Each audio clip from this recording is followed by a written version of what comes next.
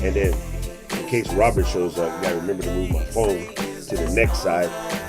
All right, now, of course, as soon as I did that, somebody texted me. Why people try to text me when I be on the show? You're not trying to get me.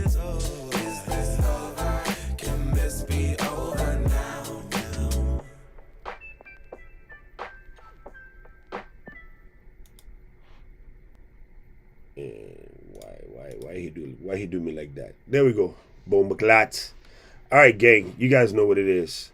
We are here. We are restreaming it.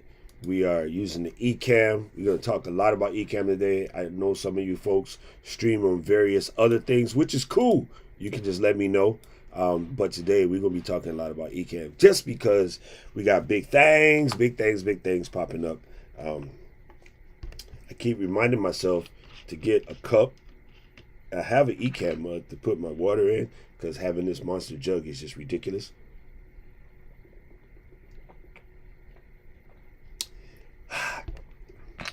You know why you drink electrolyte water?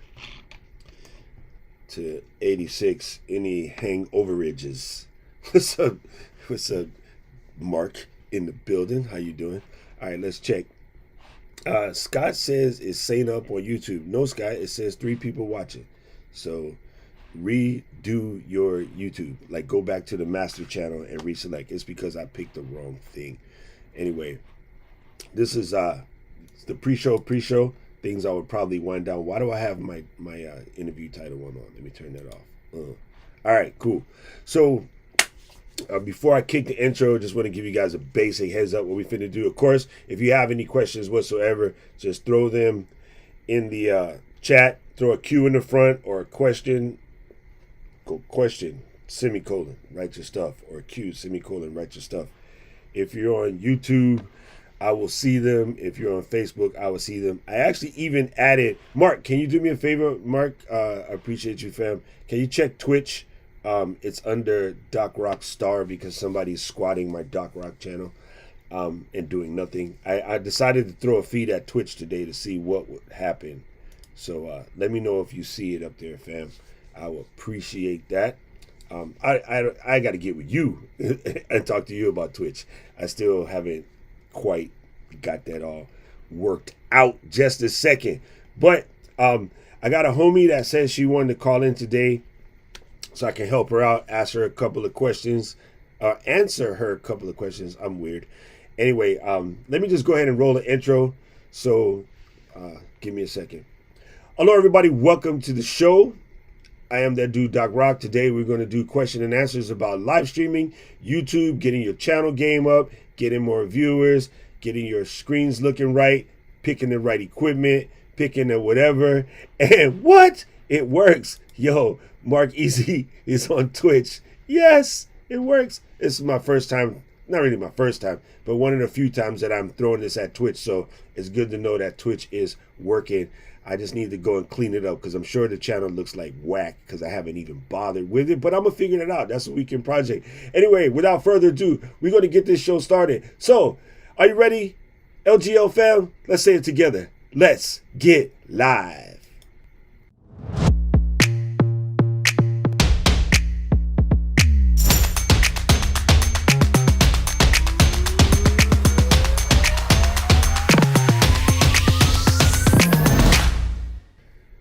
Aloha, internet people! How you doing today? Like you. I mean all of the yous. Like Charles, like Scott, like Mark, like Elicio. And when I see your name, Elicio, you know what it reminds me of? It reminds me of James Brown and Maceo. Elicio! Can I get it? Sorry. I'm James Brown moment. Anyway, fam, we'd like to appreciate you guys. Welcome to the show. This is Let's Get Live. I am Doc, and what we'd like to do is help you out with everything to do with your stream game, right? So I am under the impression, I'm not going to call myself a futurist or clairvoyant or any of that stuff, although I do have some Haitian blood, so it's quite possible I'm a voodoo doctor. I want to just basically teach people that no matter what your business is, whether it's from refereeing, whether it's from owning the world's sickest camera store in Hawaii, brother who I love so much. What's up, Tony Z in the building? You see this? I'm still wearing this hat until you get some new ones in stock. Actually, no, Tony, I got some Jason Mark sneaker cleaner and I cleaned it up. And so I'm just trying to dry the bill flat again because I'm a flat bill dude, not the dad hat, bend in the corner like NASCAR. That's not me. I gotta have flat bill. Anyway, so I am basically trying to help all these people get their business together and show you that how live video works. And again, I'll pick up my brother Tony for a second here. He was able to bring in a super sick creator who happens to be a homeboy. He's from Hawaii, but now he's up in the mainland doing big things, Sony ambassador type stuff. And Tony did a seminar that let all of us astrophotography cats, right? Like, we like to take our cameras, like this bad boy, and then go outside and hang out in the dark in Hawaii and get the Milky Way, because when the sky is clear over here, bruh, it's a sight to be seen. Like, we live in one of the most gorgeous spots in the world. So instead of being sad that, our governor and mayoral, I can't say those words without getting a explicit tag, decided to, lock down the store that just helping everybody out. I kind of think that taking pictures and stuff during a time like this would count it as essential, but not according to those two ding-dongs. So basically, instead of crying about it, Tony's like, I'm going to use this opportunity to bring in some higher-end creators that can come in and do live Zooms and talk to his squad, which is us, the PCH squad, Pro Camera Hawaii, and having my man come on and teach us about, night photography is stuff that a lot of us going to have to do off the lanai. That's a balcony for you mainland folks, or out the backyard, but it gives you a chance to practice and hone in your craft. So that's a way that a small business hits a brick wall and can then do their stuff virtually, right? This time of year right now, we will be doing our annual Sony conference or our annual photography conference, but we can't do it. So what are we doing? Just bringing the creators in, and then Tony sends out, the Instagram live, tells everybody, okay, here's the Zoom link, jump on the Zoom, and then bring your questions. If you need any gear, we can mail it to you, whatever. It's like, you figured it out, So that's what I mean by small businesses. There's a way that even when everything opens back up, you're going to need to use this medium as one of the best mediums to reconnect with your clique, right? All of your advocates, all of the people that love your shop the way we love PCH. I should say Pro Camera Hawaii, because you guys don't know what the heck a PCH is. Unless you're in California, you think it's a highway. You be able to keep your crew together. You know what I mean? Make people sort of love what you're doing. So live video is a fantastic way to do this. And that's it. Oh, Michael T, my brother, another September baby in the house. Let's see what Michael T got to say.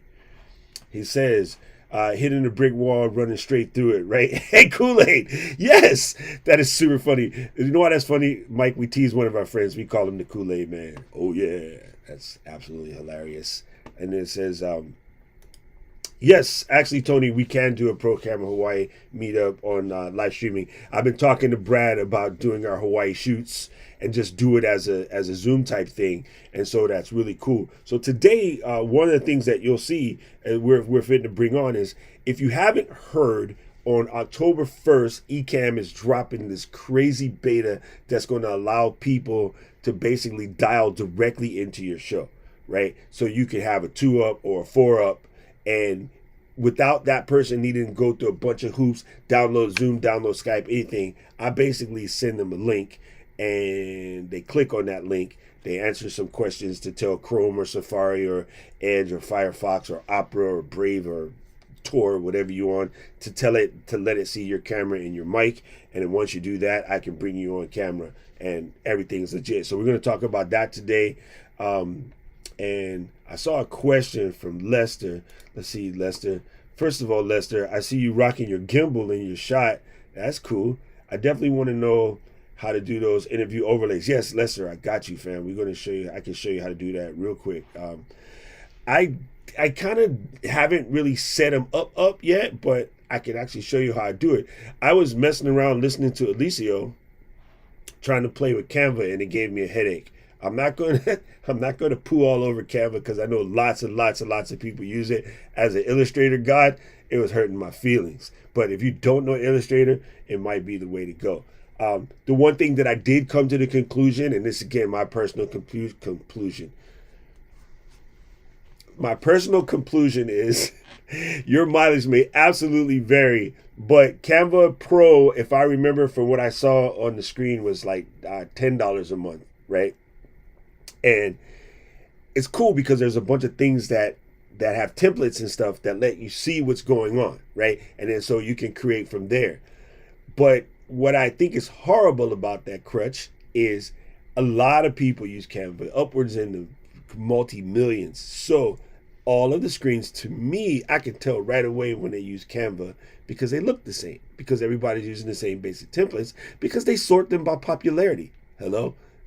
If you use a service like Canva or even Spark, which is my baby, Adobe Spark, which is $9 a month as well, if you did it that route, when you go and you look at the templates, immediately turn off popular and sort by new, okay? Or Envato Elements, Placeit, any of these guys that do Easel, any of these guys that do this, I'm dying to check out Easel. I got to get in contact with Annette and talk to her about playing with Easel. Easel looks a little bit more designery, if that's a word. It's a word to me. I make up my own words, deal with it.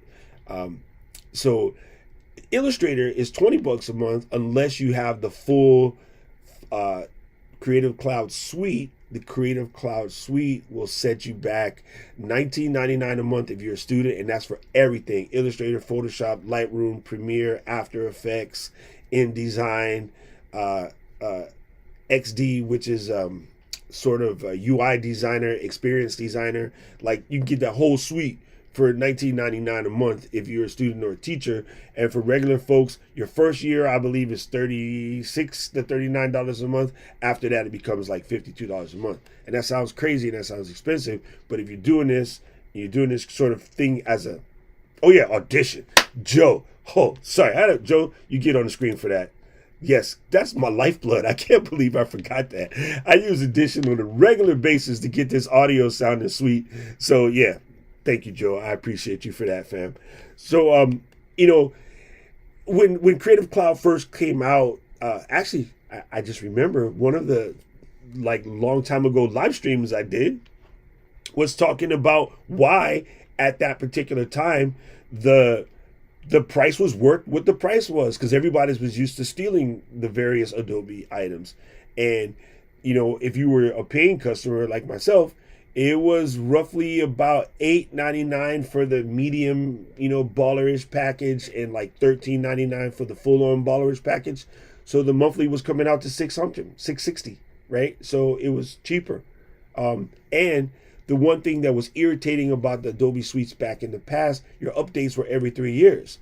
I get an update basically every month. It's crazy. Like, they're forever updating. And that's cool because something new comes out, right? YouTube changes their, you know, terms of service to accept 8K. Within a week, 8K support is in Adobe After Effects and Premiere, and Illustrator and Photoshop, because you use those as well.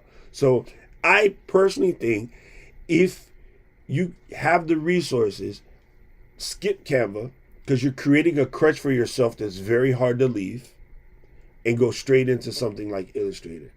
Sometimes the difference between joining the gym at $25 in a month or joining a gym with a trainer at $100 a month makes a huge difference in your actual progress to getting towards what you're trying to get. It's not even about the teaching per se. It's the fact that most of us by nature are cheap, so that if we spend the money, we're going to use every piece of the resources possible. So it kind of kickstarts you. It puts a mental thing like the zombie chasing you. Like, I am paying Adobe $60 a month. I need to use it to its best of its ability. So, in that goes to your question, Lester, about like creating screens and stuff like that. I can show you the free way is Keynote, period. You can do everything in Keynote. If you want to ball it up, you can use Spark, Canva, Easel, Placeit, Envato Elements, like a bunch of, you know, those like little $10 to $15 a month guys to get you going. Placeit and the Elements are a little bit different than, say, Canva.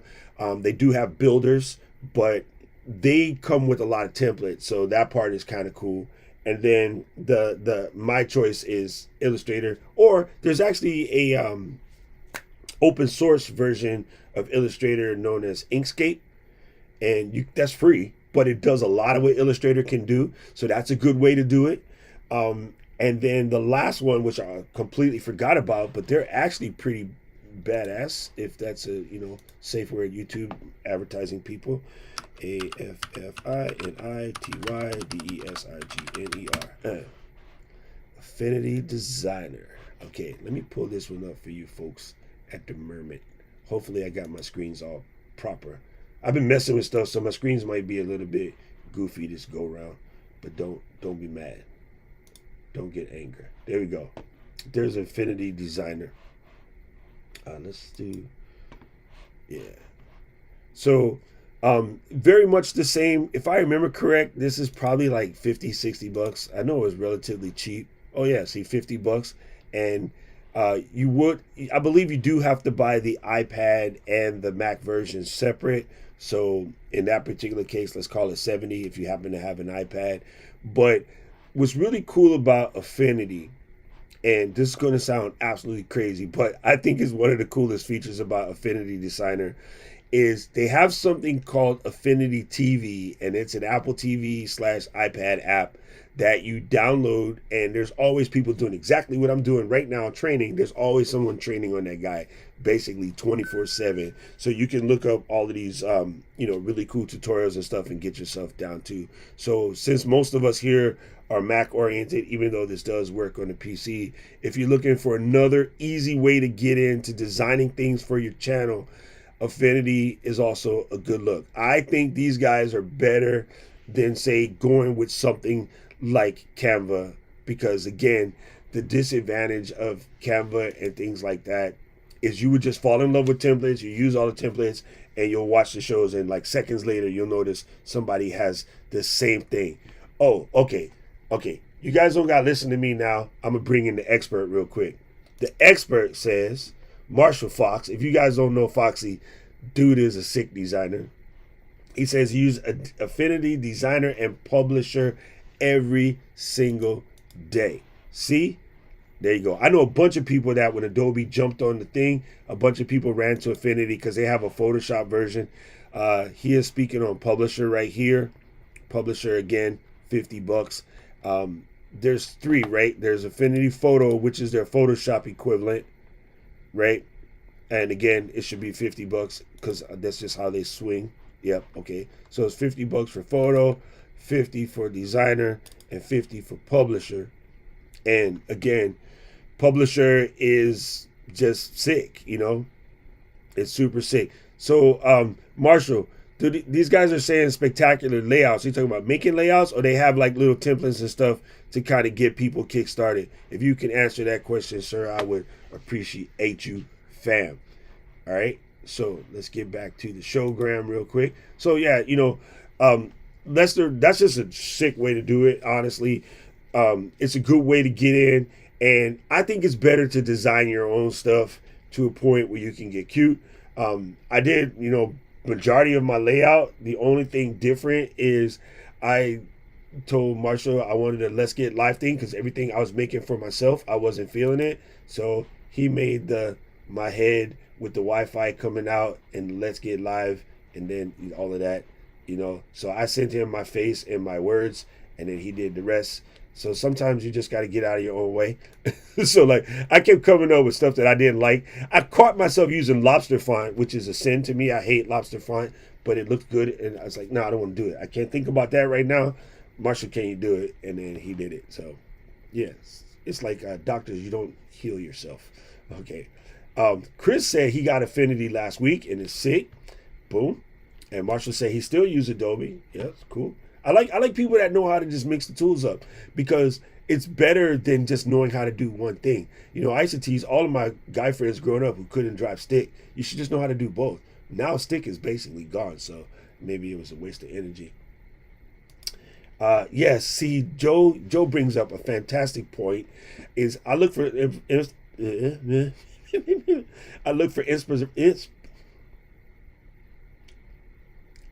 inspiration and then design from a blank Canvas. Yes, I agree. I like to go to Envato Elements or Motion Array or some of these other sites. Let me pull up Motion Array real quick because they're really, really good.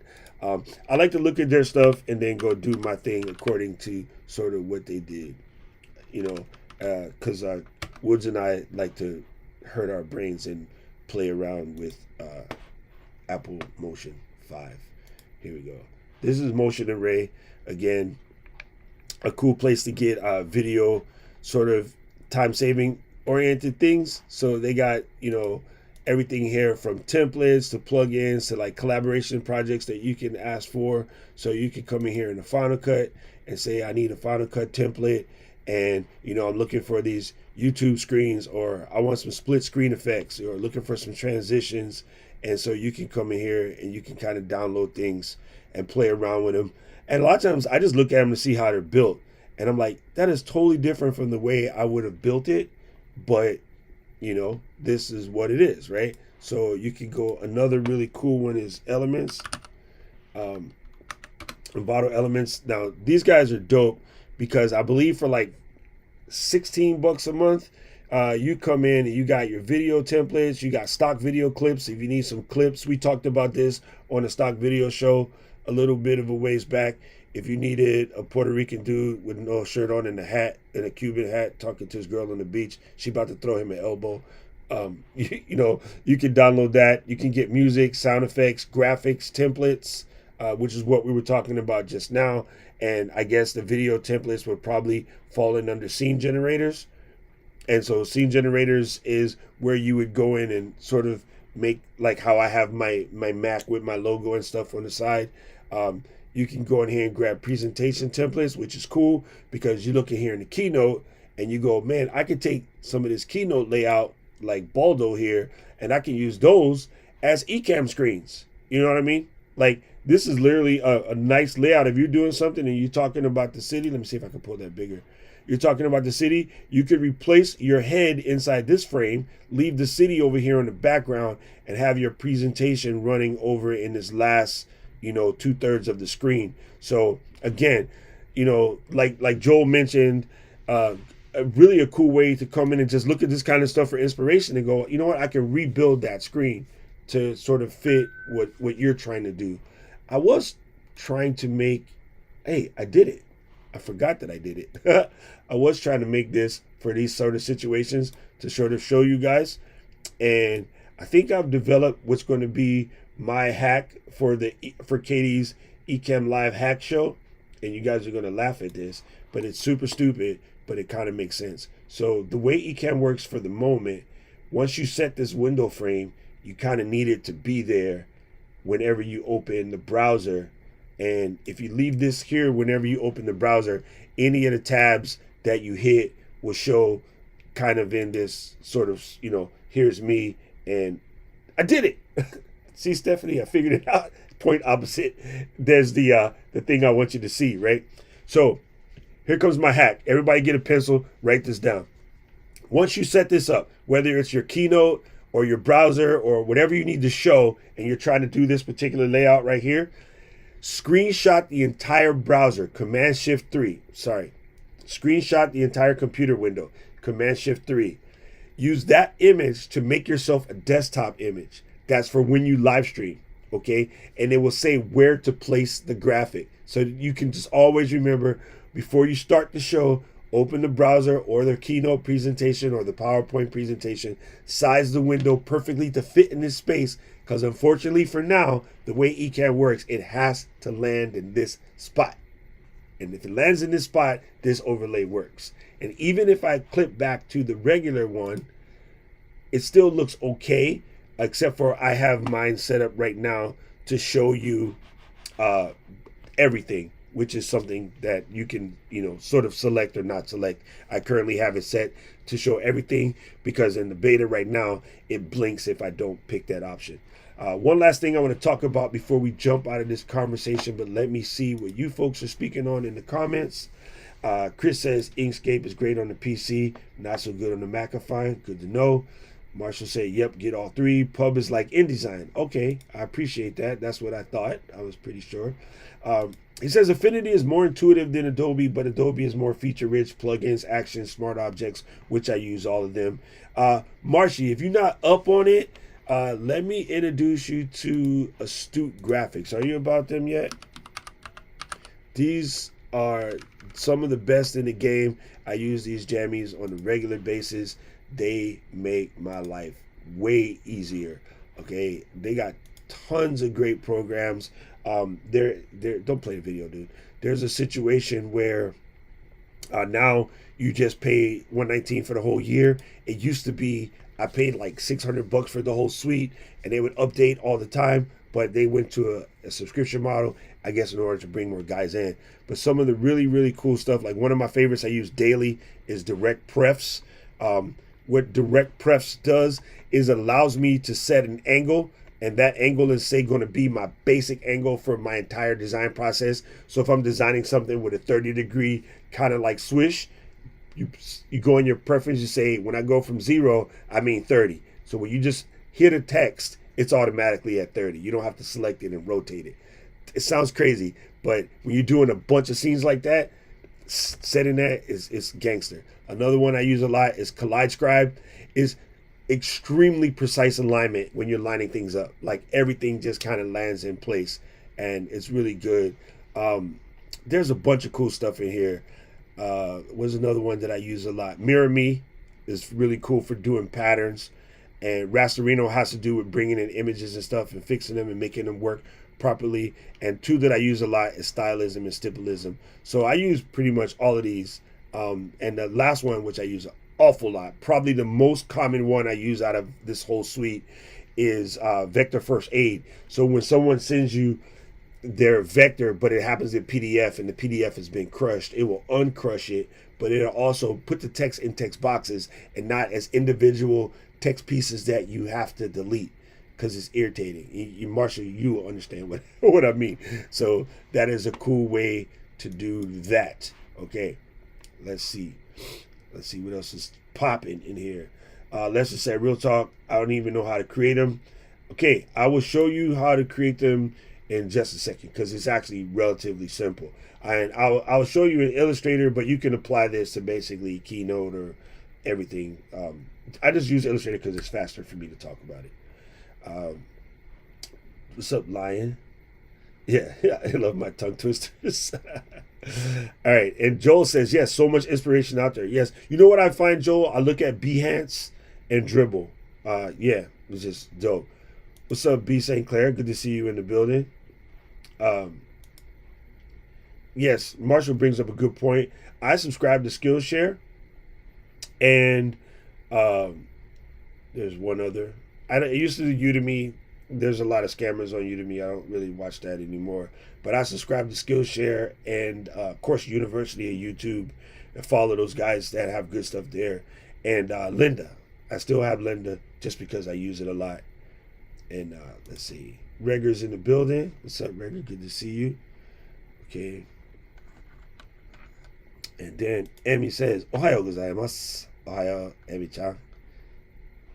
もうすぐね、あなたのプロジェクト終わりましたら、後では連絡するよ。Okay. Everybody's getting their Google Translate out to see what me and Emmy are talking about. One last thing before I jump into teaching Lester how I do this real quick. I'm going to show you something that's been a lifesaver to me. I don't remember if I showed you guys this before, but this is a... here, let me pull the tab into the window. Oh, okay. Kara is here. So I know she's in the green room. I see you, Kara. I will get to you in just a second. Let me just pull this up for my friends in Ecamm. Let me grab one more tab. So I guess I can cheat and just tell Ecamm to consolidate windows, but I'm not going to do that. I'm lazy. All right. So back to Edge. No, let's do the screen. This one's better. All right. So there's a bunch of tools out there like this, but I use this one. I also use the one from Adobe, which is strangely enough called Colors, but it's in a weird spelling. you go in here and you can generate color palettes, right? When you're coming up with a project and say somebody just left it up to you and they say, I kind of like, green and purple, boom, you can come in and generate a color palette. What's really cool about these color palettes is you can go into Explore and you can just kind of see what's popping. Brand new whips just hopped in. Songs in the top 10, right? Now, I have mine. So here's my Let's Get Live palette. And so and this is Stephanie's palette for Lights, Camera, Live. And then this is one I was just messing around with for my, if you guys look at these colors, you know my thumbnails on YouTube. It's just brights to grab people's attention. And this was to generate a gradient for a background that I was playing with in Keynote. But it's cool because whenever you need it, you can come right in here. You can pick it up. You can grab it. You can open this up so you can do other things. You can view the palette, copy URL. You can export the palette. So it's cool because all your colors are there. It gives you the breakdowns in RGB, lab color, CMYK, whatever you need. If there's a, you want to explain to somebody who's doing dye and they're still using dye color names, you can call the names. You can see what's all out there. So I really like this because I like the fact that you can download the palette as a Adobe ASE or SVG. If you're doing CSS, you can do that. You can pull it in as code. You can save it as an image where you can use an eyedropper to pick things up. So this is a cool way to keep your colors on deck. So when I gave up on designing my thing, I was like, Marshall, I got a headache. Boom, here's my color palette. I emailed him the link to my color palette. I was like, knock yourself out, fam. And then so he was able to do it. So that was one last thing I wanted to do real quick and then show you how that goes. So check out colors. I'll put links in the description, everything. You guys don't got to keep notes. Now, let's see. I'm going to bring in Kara. She's almost ready. She's putting her headphones on. Let's get her mic plugged in.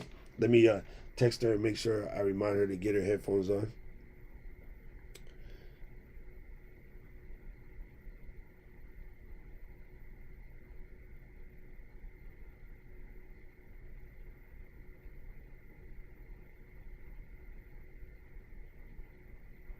There you go, gang. All right. So now let me do this real quick for Lester. I'm going to show you how we do it. It's like kind of a relatively simple process, but it can be a pain in the butt, no joke. So I created an Illustrator because I like the way Illustrator does artboards where I can see everything all at one time. But again, there's myriad ways to do this. Carrie, if you set your audio right, you should be able to hear me up until then. If you can hear me, shake your head so I know that you can hear me. And I'll bring you in a second. Okay, I'm just going to show this one thing and then I'll pop you in. All right, so let me get my screen going here and do that. And okay, so Lester, here you go. Basically, let me zoom this out. Clicking on the wrong stuff. So this is Illustrator. Whoa, I didn't have to go that far, player. I basically just take a rectangle, right? And I pull it out 1920 by 1080 because that's the size, right? So I'll just pull this down real quick. And then there's my rectangle. Now, the hole that you need to cut out in order to do a two-head, which I'll actually need to do in just a second once I figure out how, Kara and I look on screen. Actually, I'll do that. I'll bring her on screen, then I'll come back, and then I'll show you how I cut this out to make this look somewhat sensible, okay? So let's bring Kara in real quick. Let me go to make a new scene, and I'm going to say, guess one. Boom. Put her on the right. Bye-bye. And she ran away. I'm right here. Hold on, I'm turning on my light. Okay. So, Can you hear me? Yeah, I can hear you fine. So, Lester, I'm going to go into live demo mode for a second, and I'll show you how I sort of suss this out. I take and do a screenshot, Command-Shift-4, and I hit the space bar to turn it to a camera, and then I screenshot this. Because by screenshotting that, I have an exact look of what the screen looks like live on camera, okay? So let me pop out of live demo mode real quick. And then I'm going to go back to Illustrator.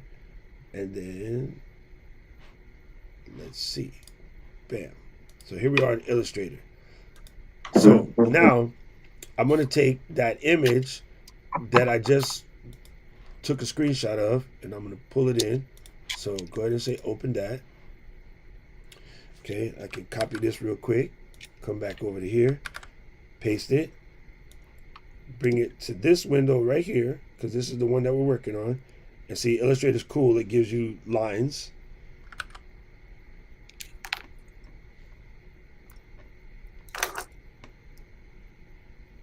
It's funny that the streaming in 4K and trying to scroll Illustrator, not a good look. Let's see. Okay, pull it down. Here we go. All right. So all I need to do now is grab these two corners and pull them out, because they're basically 1920 by 1080. So you got an idea of what your picture frame looks like. Okay, so I know where my center is. So all I would do is grab a shape tool like this. Not really my best, but we're just going to call it what it is, and pop that in the middle. So I just created a divider. Okay, and then now I know that the divider is in the center. If I wanted to double check, I can just grab everything and then go under my properties, move out of the way window. I go under my properties, make sure everything is perfectly aligned, and they are. And then so I have that covered. Now, if I wanted to put a place to put names on the bottom, I could just take like this rectangle tool and grow one of these. I don't like it to be that harsh, so I round off the corner, say 25 pixels. Let's get it general. You can double click it and actually type in the right information if you wish. Let's lock those together and do 25, because I'm Virgo, so it's anal retentive. And then bam, grab that. So now I know that that's where I'm going to put the text, and 80 is about right. So put this on the bottom, right here, and then pick this one up and put it in the middle. And again, Illustrator kind of tells you where what goes where, but we're just going to rush this so it doesn't matter. I got those where I want. I'm going to export this real quick. I can take the image. Actually, I'm going to do one more thing. I'm going to take this rectangle and I'm going to draw this and change the color real quick. I'll pick any color that's bright and obnoxious. It's just to help you see where to cut it out. Because normally you just cut this out, but I'm going to do it the preview way, just to show you. If you don't have Illustrator, it's going to be more complicated. But any picture editing software you can do, create your holes by using a bright color, okay? And then I'm going to move this backwards, which is perfect, and then make another copy, slide it over to cover where Kara is, and then grab my purple guy and bring it to the front. Okay, boom, I'm done. I'm just going to take that. It's not exactly laid out perfectly, but that's because I'm talking to y'all. So I'm going to export this, export for screens, and I only need the bottom one, which is weird. Oh, I know what I didn't do. My bad. Hold on. Sorry. I made one mistake. I need to grab this artboard and do that. Okay, now I can do that. So export the screens. I just only need to pick the last one, and then I'm gonna export this. And so now it's done. I'm gonna quit Illustrator just to get my computer to stop freaking out. And then I'm gonna open up the file. And where did it go? I hate when I do that, because I do that all the time. Hey, yeah, that's funny. Let me see where I put it. Oh, I see. I'm covering up my face. I found it. All right, cool. So let me go back to that. So here's the image in preview. I just double clicked it. It's a PNG. I opened the preview. Click on this little magic marker right here, and then click on the magic wand, and then draw it, delete, draw it, delete.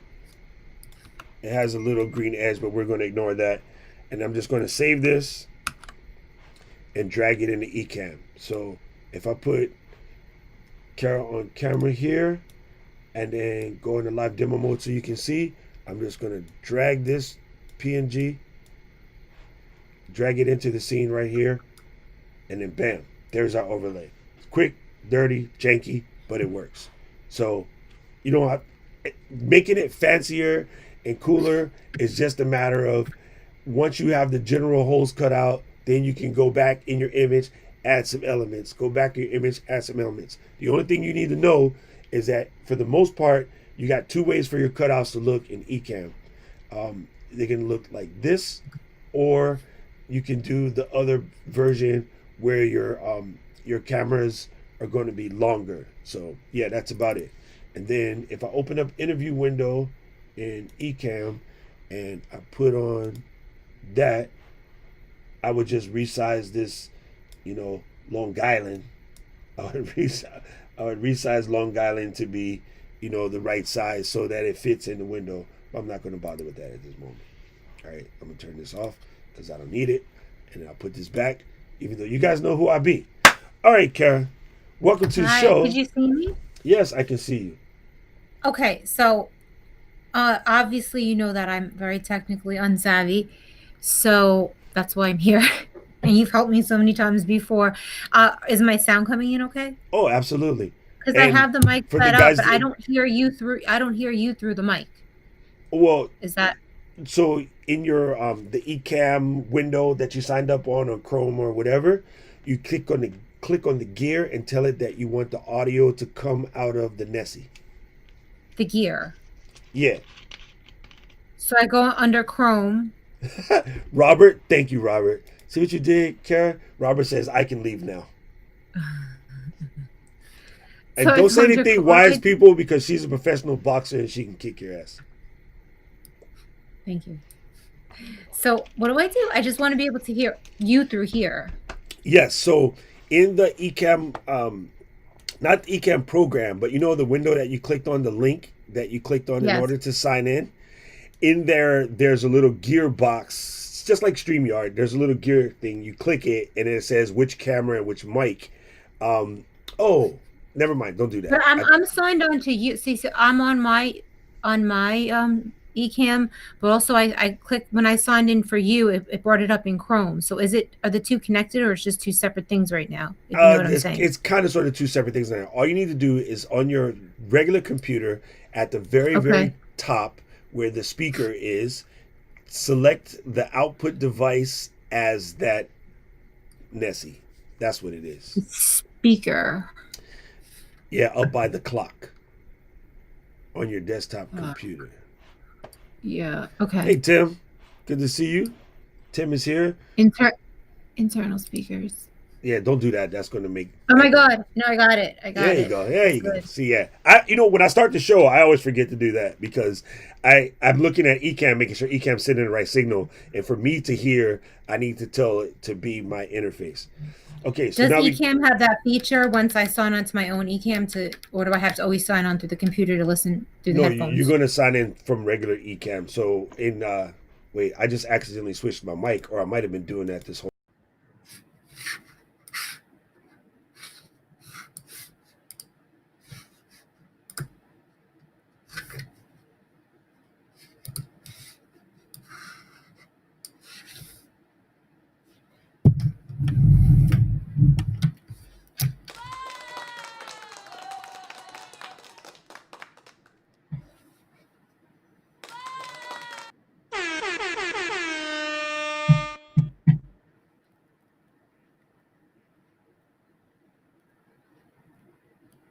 I can't hear you.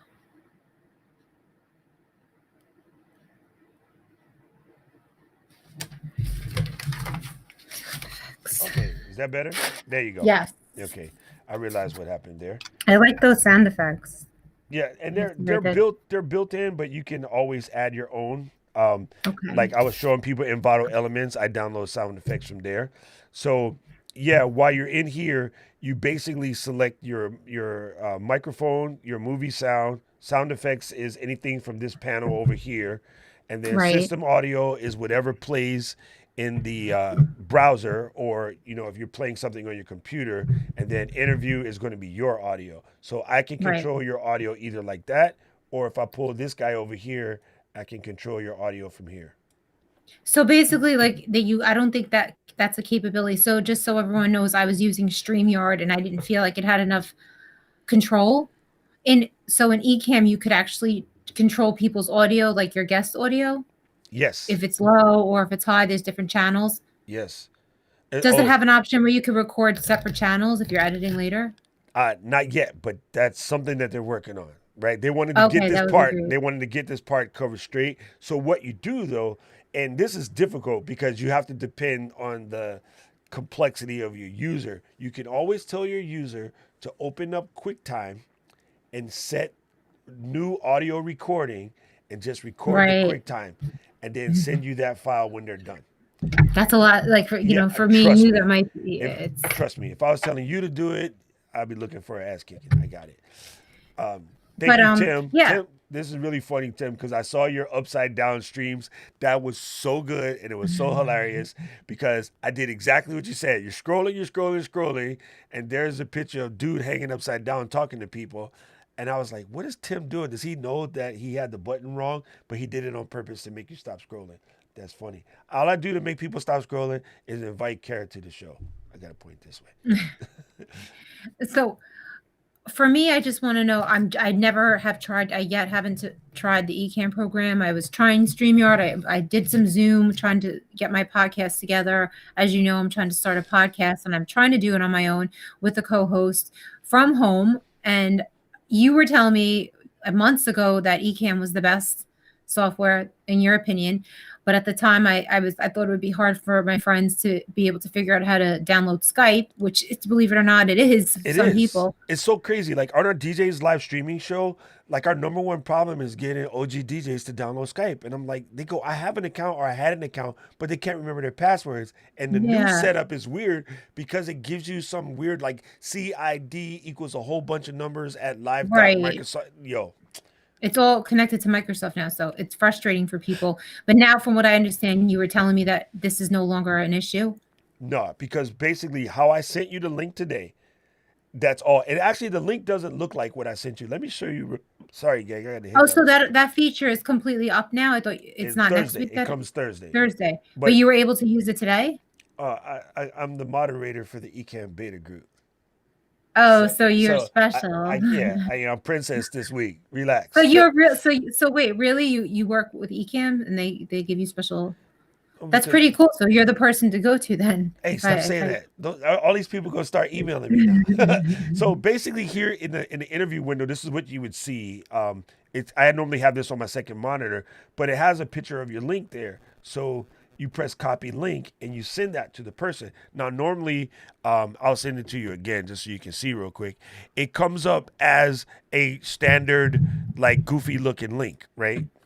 Right. It says guest.ecamm.live and then a bunch of numbers. I trying to be cute because my friend Diana gave me this thing. I won this on her show. It's called Rebrandly. So what I sent you, let me pull this up real fast, was this Rebrandly link. So I made a link that says, okay, docrock.live/join. So all I have to do is send you that link, and it's just my brand, it looked better than sending you a bunch of Yeah. convoluted numbers. So I would tell you to go to Rebrandly or Bitly or something of that nature and make a one for the name of your podcast when you get it together, and then send them that link so you're always keeping top of mind. Since my mentor is watching, I got to use all the proper words. Go back over here. Hey, what the heck did I do? Oh, there we go. Let me come out of demo mode for a second. Yes, so in order to keep your brand top of mind using Rebrandly, you're sending your links instead of the convoluted links and stuff like that.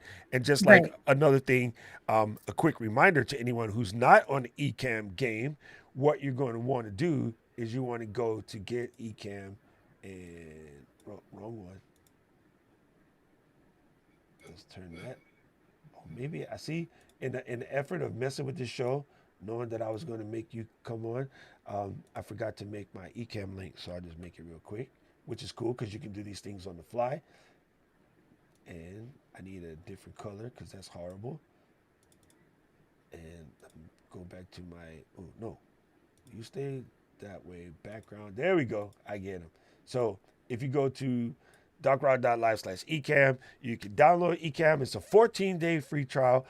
As of Thursday, what you do is you download Ecamm. It's a 14-day free trial. Then you run to Facebook real quick and join the Ecamm community. Kara, that's for your job today. You're going to join the Ecamm community. Join the Ecamm. Okay. All the answers to all of the myriad questions you have are in there.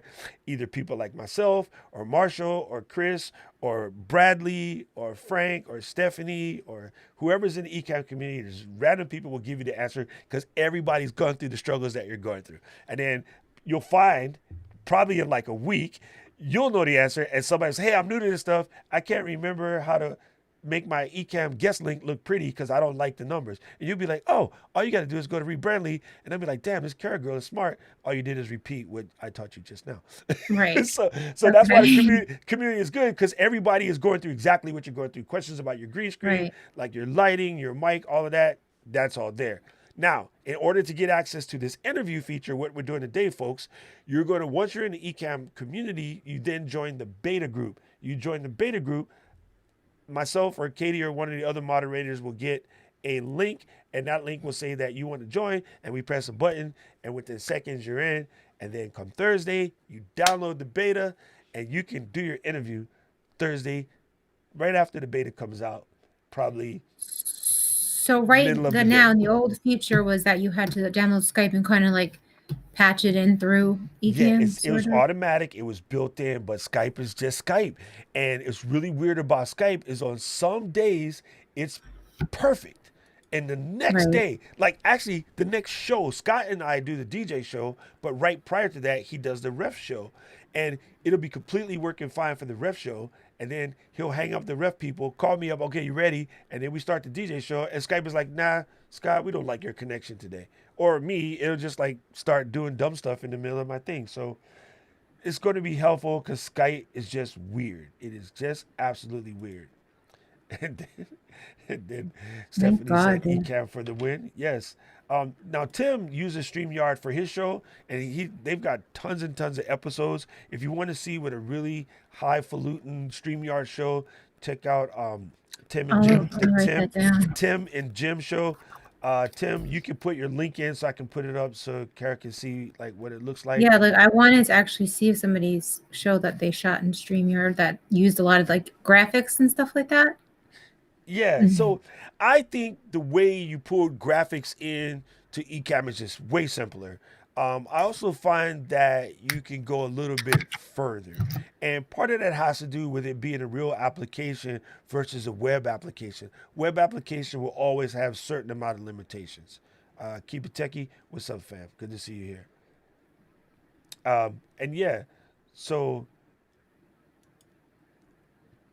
So like, is it what makes it like? I'm just the only thing I have to compare is StreamYard. Like, so you're able to make your own lower thirds here. What about just like basic graphics? If you want to put up your like Facebook, your Twitter, follow me here, I got that. Stuff like that. Let's see. I currently have. If I switch to it, you're gonna disappear. And if I make you disappear, my users will try to kill me. So let me show you. I just drag this movie over, and I go like that, and then bam. And would people actually be able to click on there and go to? No, not yet. That's that's crazy highfalutin. Right. But, I was like, wow. But what I do is I also have an over like if you remember on my intro screen, right? Let me see if I can pull one that's not going to play music. Oh, that's not the one. See on my intro screen how I put it all here on the bottom? You know what I mean? So you could do that. Now I can also save that as a separate file and just drag that in. So you can have an overlay that's basically called your socials. Is that what And an overlay is? Like what you just yes, showed me? yes, what we're throwing That's on. what I'm trying to figure out, like how to make my show more branded, not just two black screen. Like I would like to have some sort of color in back of us and some sort of Yeah. overlay, I So, guess. okay, in the beginning of the show, before you came on, right, we were talking about like elements, Envato elements, right? Right. Environmental elements. Envato elements is a really cool system. Again, everybody loves Canva. Not a fan, but everybody else loves it, so I'm not going to be mean to it. You can use Envato elements or Canva or Place It is great.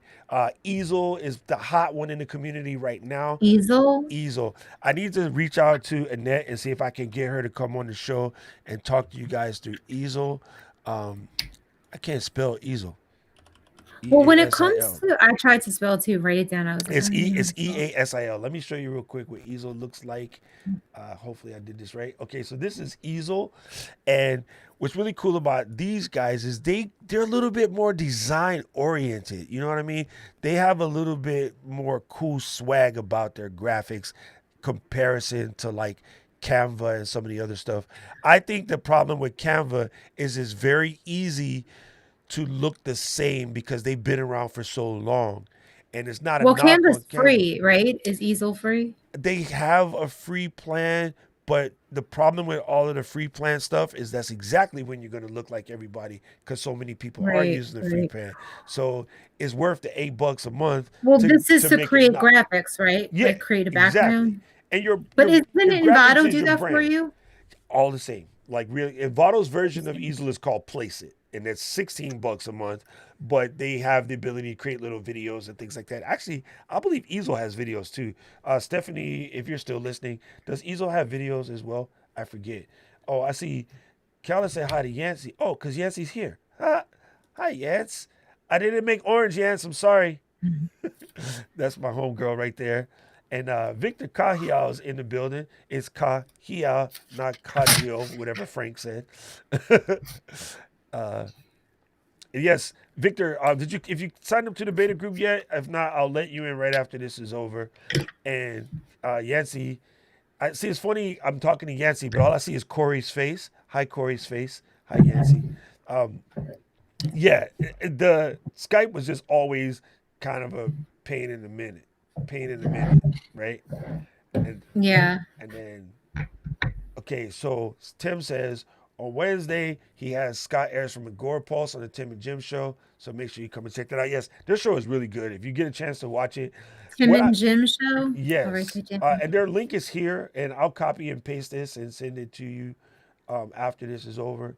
But there you go. Tim says something right here. I was just showing um, someone how to use earlier in order to put in, what's the word I'm looking for? In order to put in transparent overlays, I was showing Lester how to do that.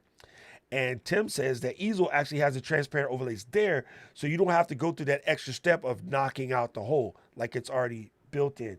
Yeah, well, this is crazy knocking out the hole. I'm gonna have to do some research. Yeah, so I would say start if you're going to Is it start from a learning curve, do you think? Or if starting from scratch, do you think I'll be able to create something basic, if you're like for going to my show? start from scratch, I'm going to say start with Easel. And the only reason why I'm going to say that is because Stephanie, who's my mentor, and she uses Easel, Tim uses Easel. The lady who runs Easel, Annette, I see her on all the shows. She's super nice. And so it just feels like they're the hot move right now. And So but what about Envato? Because I did subscribe, as you know, I never even downloaded anything. So and I think it was $30. It they wasn't 16. they don't have the same type of templates. That's where you can get your graphics from. So things like pulling up that little movie that I did, like you can pull this from Envato. And that's relatively easy. You take their template, you install it in Final Cut the way they tell you, and then you type, the words that you want to Right. be the words. So yeah, use that for that. Use the But motion oriented stuff. they have stuff called the YouTuber package. And I'm like, what is that? On Envato, they have a whole bunch of things called YouTuber packages. That's I so how like okay at the end, at the end of my YouTube, I Oh, that looks pretty professional. No, I downloaded the template from Envato because I didn't feel like playing. Right. And here's the thing about graphics, and I have to explain this to people all the time. Yancy can probably back me up on this too because her and her husband create amazing presentations. If you guys need to learn anything about how to do killer keynote Does presentations, she have a show on that I could watch? no, but Yeah. she should. I should go yell at her. But they make the most amazing presentations, and it's all done in Keynote. And people are like, you did that in Keynote, and it's like, yeah, you can. And so sometimes, the companies that they're working for, they're hiring companies, right? I'll just pull something out of my butt, like American Express. American Express can have a full in-house designer, but you want that flavor sometimes. It's better for them to go to Empowered and have Yancey and Corey team put together the presentation. Just like my intro at the very top, I'm a designer, but I was hitting a brick wall. It was making my face hurt. So I asked my other designer Right. friend, I asked my brother. My brother came up with my logo with my glasses and my beard. And then my buddy Marshall, he came up with the Let's Get Live panel. And I was like, good, because I couldn't get it my own self out of my own way. So sometimes it's better for me to go to Envato or Easel or Spark and start with a template, build that inspiration, and do something else. And then from there, I can add my own flair, you know?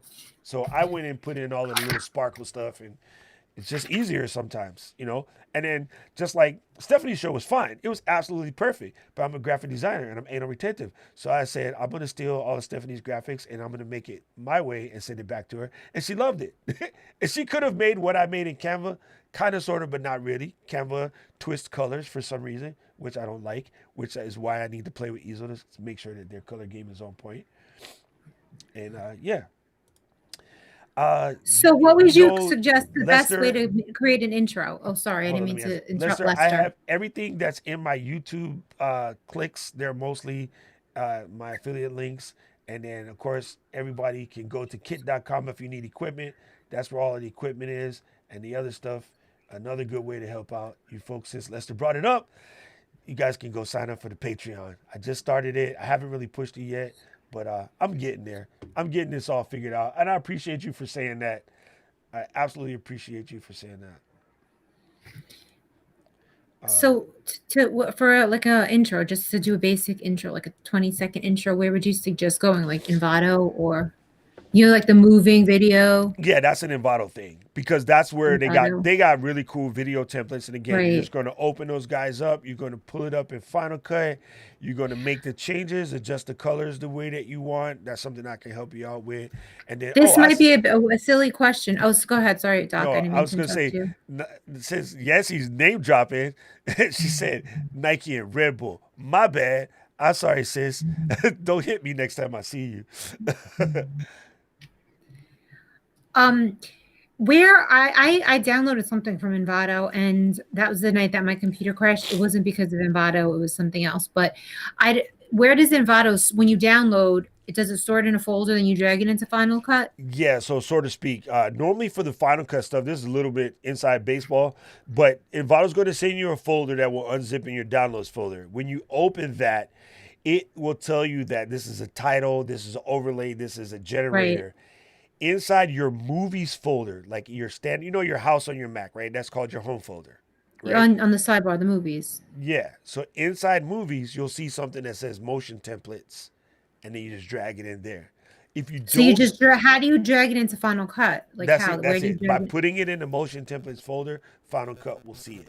If you don't Well, have motion installed, it's an extra step, but it's literally they give you the link, you click it, you type in the actual place because it's deeper in your system folder. One of the advantages of having Apple Motion installed when you go to use things like my end motion. screen, Apple Motion is like $50. That's what they create all of this stuff in, by the way. And it also makes it easier for So you. does that come with the Final Cut package though that I No, it's purchased? it's separate, but it's only 50 Well, I bucks. purchased the package that also came with a whole bunch of other stuff. Then That might have been one of them. you probably have I motion. don't think I installed it though. So you I don't install know it, though. even if for nothing but to make putting your templates in easier. Just go ahead and install motion, and then So then it'll show up under titles or generators yes, or effects or whatever. Up in the yes, left-hand screen, I notice a lot of stuff show up when you type like up in the left. I don't know if that's titles or generators or lower thirds or something, but that's where a lot of stuff shows up. that's where all that stuff shows up. So inside here, let me see if I can look at this real quick. Uh, if you guys don't know this shortcut, click anywhere on your desktop, like click the actual desktop picture, and then hit Command Shift H. That takes you to your home folder. You don't have to go digging for it. Okay, let me show you my screen real quick. Okay, so this is my movies folder, right? And let me zoomify my icons to like almost ignorant size. Okay, and then so under here, you see this thing that says motion templates? Yes. You open that, and there the stay zoomified. It is compositions, effects, generators, titles, transitions. So that end screen is a thing. It's in here. It says YouTube end screens. I downloaded it from Envato. So all I did when Envato said take the thing that we downloaded, I opened up their folder and I literally just picked it up and dragged it in here inside titles. And then you restart. I'm gonna stop that. You restart Final Cut and it's in there. When you click on titles in Final Cut, your end screens are there. And I have a question. If you stop subscribing to Invalid, do you lose all these things, or do you get to keep what you downloaded? Your license, I believe, is perpetual, but every creator for Envato has the opportunity to specify that. So nobody does it, but you should Right. absolutely read those. The only caveat to Envato, to me, yes, Yancey, you know me for how many years? I make up my own words. That's just what I do. I made up the term Ecamm because he's my Ecamm fam. So you I thought about that too. I was like, is that a word? no, it's just hey Ecamm. I say weird stuff, dude. I can't No, help it. Zoomify. I was like, No, my mama dropped me on my head when I was about 3, and so this is the result. Um, the one thing about Envato that I will say is on the music stuff that they have, I have gotten YouTube flags. Oh, this might be copyrighted, and I had to go and send YouTube the license from Envato to be like, no, I have right. permission to use that. Yeah. And here's the reason why: a metric F ton of people use Envato. So there are people who are shady who download the music from Envato and then they rap over it and then they submit that song to iTunes and Spotify as if it's their track. The minute they do that, the song goes into the ID system. So when YouTube goes to check it, it says that that ID for that song belongs to Corey Jim from Honolulu, who was singing "My Wife Wears Too Much Orange," and his rap album. And really, what it was instead of hiring a music producer, he just downloaded Envato tracks, sang on them, and actually submitted them. There's too many people submitting music all the time for the proper clearance, so eventually the computer catches up and then it flags it. Now, I've even had that happen with the songs that come with Final Cut. So if you remember, like, you could at one point in say like 1912, in 2012, you would hear every show start with "ba ba da bound because that was the built-in iMovie song, you know. And I've literally had YouTube flag that as it belonged to someone, and then when I clicked to search what it belonged to, it took me to iTunes, and it was some dude doing like what is that, slam poetry over the built-in iTunes music, and he caused basically copyright triggers all over YouTube. It's so stupid. So I don't use Envato music too much. I tend to use Epidemic Sound, and that's just better. That's just So and my Epidemic yeah, like Sound link is in the description. Epidemic Sound. That they don't. YouTube doesn't ever give you a problem for using music I've from never Epidemic. ever had a flag from Epidemic Sound. Yeah, they're Because that would really good. stink to get your video pulled if you have likes on it because of some sort of they mistake it for a copyright. Right, and normally what happens nowadays is they will just demonetize you until you can prove you have the license. And I know that YouTube does work on trying to get the system to be better, but yeah, it's just because there's people out there, and maybe the guy who did it didn't know he was doing something wrong, because that's not what it's for. If you were to buy the track because you really liked it and you wanted to use it on your song, you have to contact the creator and pay them for the actual track, the actual going rate, which might only have been like $250, but whoever did it didn't do it that way. And of course, Victor got to do the musician flex and say or write your own original music. Victor is a badass sax player, fam. Oh, Oh, I when love you the drop sax. when you drop Prince on Sunday, dude, you melted it. You melted the brain Do you because have a that was so station? good. Do you Uh, have like a? I love saxophone. I listen to it on Alexa. Like, well, I it's just called like Alexa, Sunday play for Sax Jams on Facebook. You just follow Victor Sunday Cahill, sax jams. typical I'll sax follow you. user. Yes, Victor is super, super good at it. Like it was amazing. I like listening to him play. And then you can go check out the old ones. They're up there. Hopefully October Facebook won't jack Victor for playing because he plays really cool sax stuff. I have a question that's bothering. So you see how I'm coming kind of in and out of focus? I don't know, and I know that probably look like.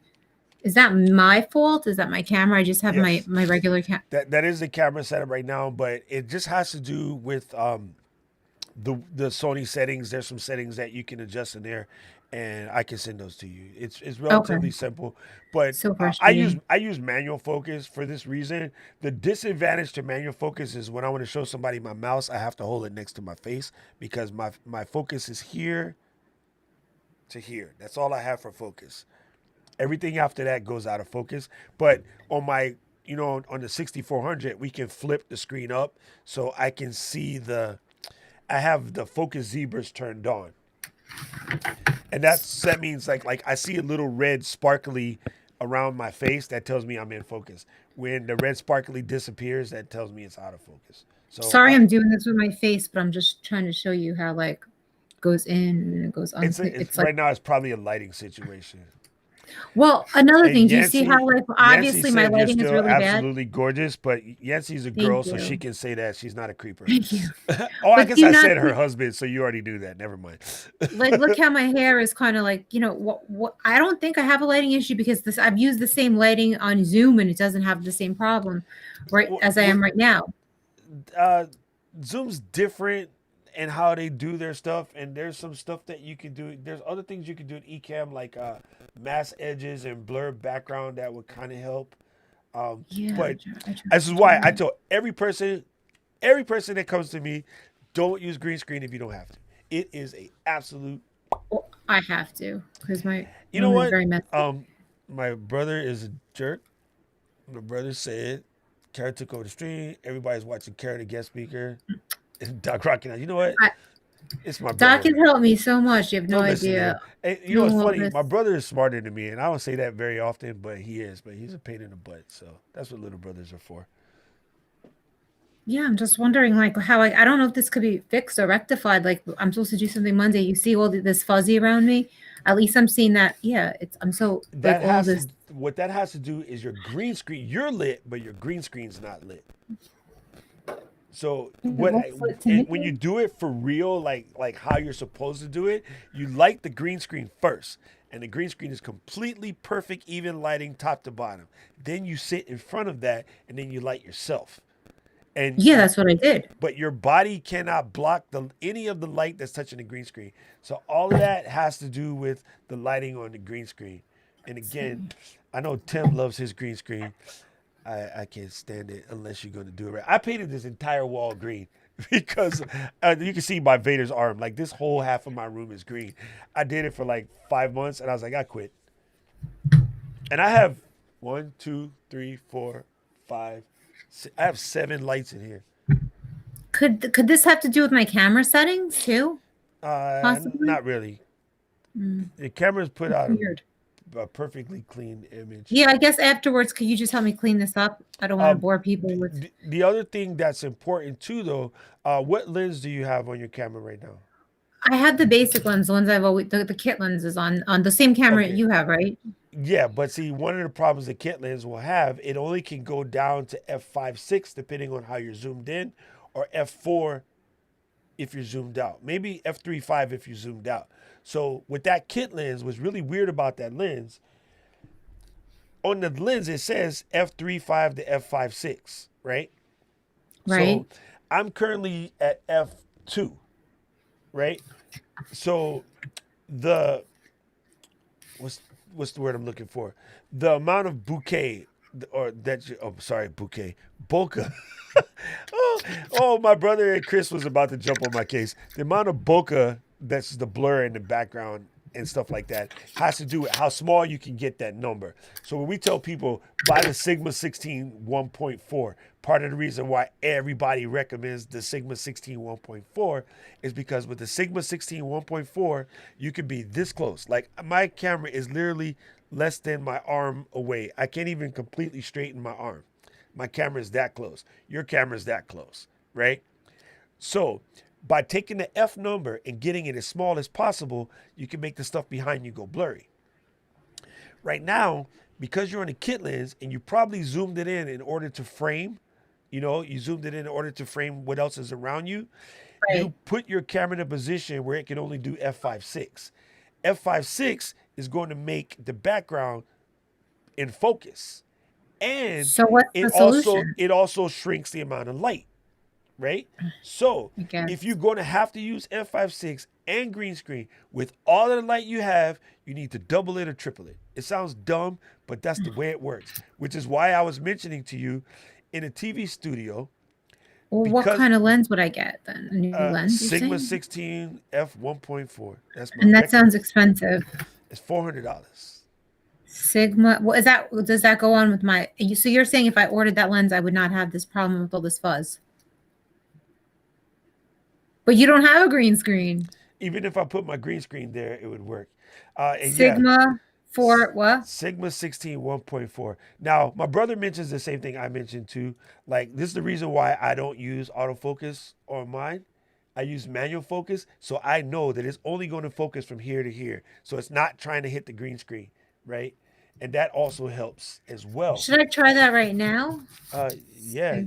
Did you buy the remote I told you to buy? No, I don't. What was the remote? The remote for the camera? Yeah.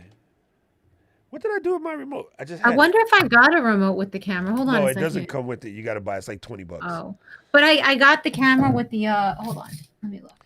I got it with, like, when you online you buy it and hold on. Tim says, I have a simple ring light, but I need more lighting. I think I've been fuzzy issues. Yes. So here's the reason why, Tim, again, like I was telling Kara, the way you're supposed to light a I green guess screen, not. according to my dad, who knows what he's talking about, you light the green screen first, top to bottom. Perfectly clean lighting, right? And the way you could, couple of ways you could cheat. You could go to your Home Depot or whatever's, and you can look for the 5600K like vertical lights, like what's designed for a ceiling, right? And you place them on either side and watch the green screen completely white. Then you sit in front of it and then you go. Now, another thing that a bunch of people have brought up, and I tell people this all the time, if you are sitting right on the green screen, if you could turn around and flick your green screen, you're too close. And I know that space is an issue, but you shouldn't be able to touch your green screen. Even with your short arm, your arms are short and you can touch the green screen, so you're too close. I can't. I have like a couple inches. All right, see. But that's 6 to 8 feet is the real answer. And actually, 8 to 10 feet is the real answer, but 6 to 8 feet. Because again, what that does is it makes sure that your movements and your, histrionics, you're not casting any shadows on the green screen. Because wherever you cast a shadow on a green screen, that's going to happen. So the edging on the corners at the like by your arm and like around your computer and stuff, it just means that there's just not enough light on the green screen. Like it should be obnoxiously bright. If you look at Tim's icon right here, here's a good answer. I'm gonna blow you up for a second, Tim. Wait, that's as big as I can get you. But you see on Tim's icon, on his shoulders, there's a little bit of darkness, and like above his head on the left side, there's a little bit of darkness. That would cause what you have right now, even on Tim's shot. Because if he used that same green screen setup that he has in his icon to make his show, that will cause problems depending on what the background is. Now, another way you can hide some of that, use a darker background. A darker background? Yeah, because you have a very lit, like I know, it's weird. I haven't had this problem. I think it might have something to do with my camera focus. Yes. It might. My brother says the same thing I said earlier. You want it top to bottom, side to side. You want that green screen to be extremely even lighting. I was messing with Tim, and I messed up my thing. Well, wait, hold on. How do I try to change my background right now? I go to Um, Could I do that at this point in the middle of the? yeah. So you go. I'm in live demo mode. Right here on the back, you go to Well, select. I'm not on my So basically, the screen, like I have my Ecamm open, but I don't know if that has anything to do with what's going on right now on my Chrome. Do you know Oh, what I'm saying? let me Like stop messing with that. watch. Um, Yeah. So there you go. You oh, know, now I'm on the beach. Hi. and now you're right down the street, actually.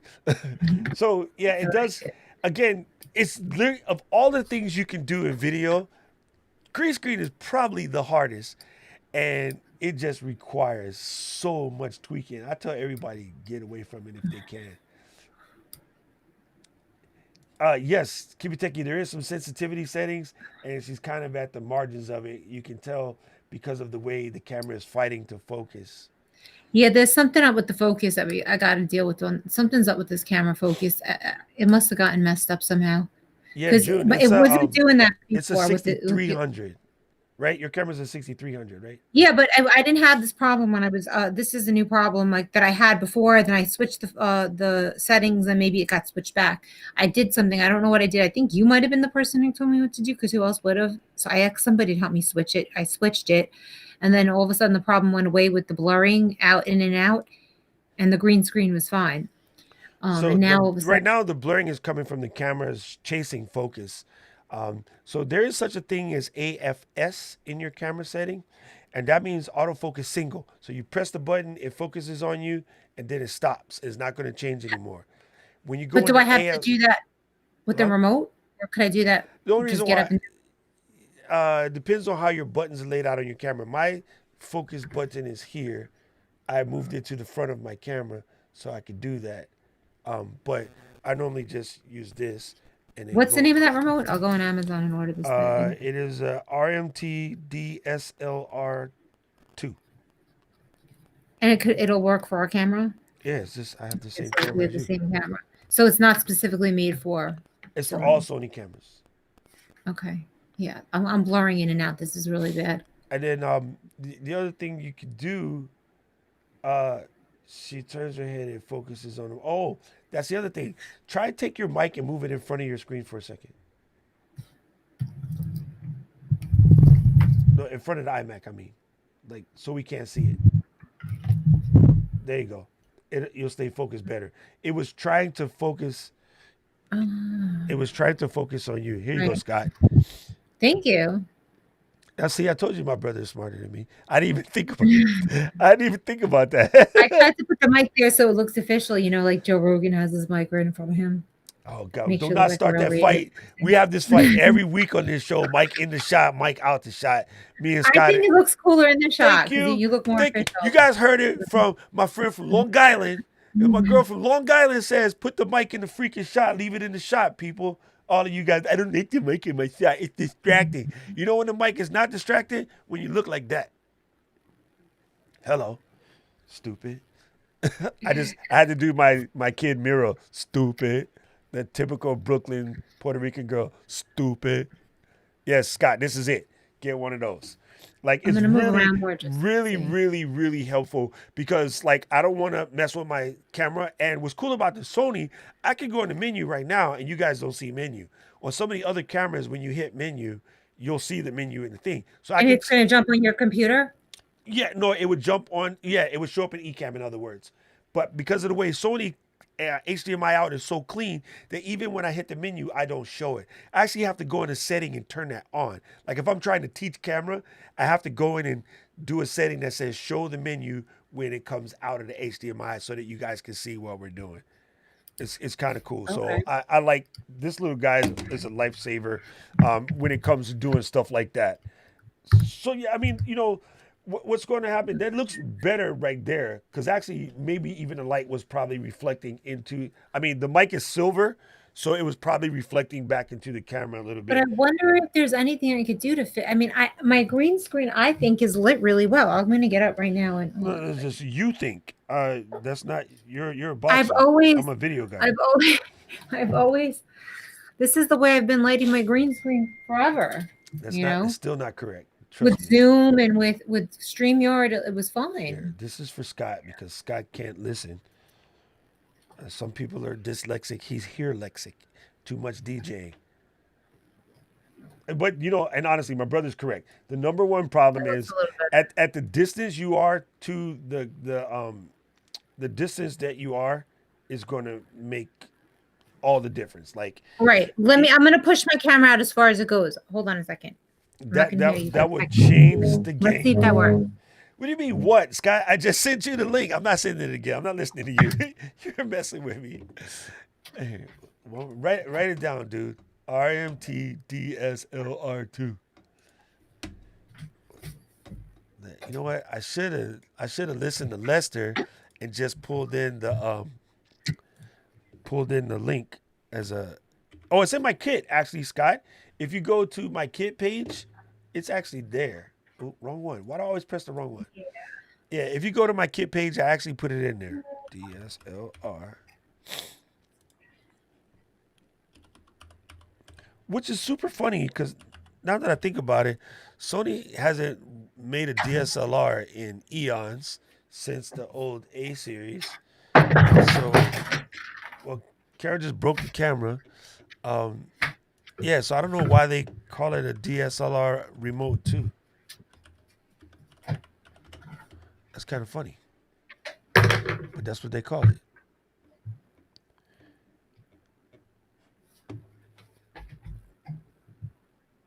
I know you're messing with me, Sky. I should have known that you were messing with me. I don't know why I listened to you. It's super funny.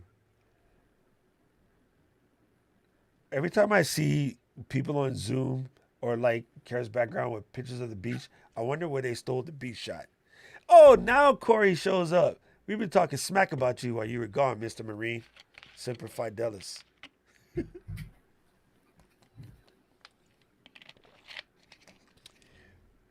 It was all Yancey's fault. 100% Yancey's fault. Don't blame me for anything. All right, so anyways, you guys can see, look how smooth this is. So everybody who's worried about the beta that's coming up on Thursday, like it works perfectly fine. Like it's amazing. And I can do this until Kara comes back and you guys can only look at me, but then my viewer numbers are going to drop. Your emojis are really small, Corey, but I'm assuming that's emoji of you laughing on the ground. You know, I'm old and I can't see that.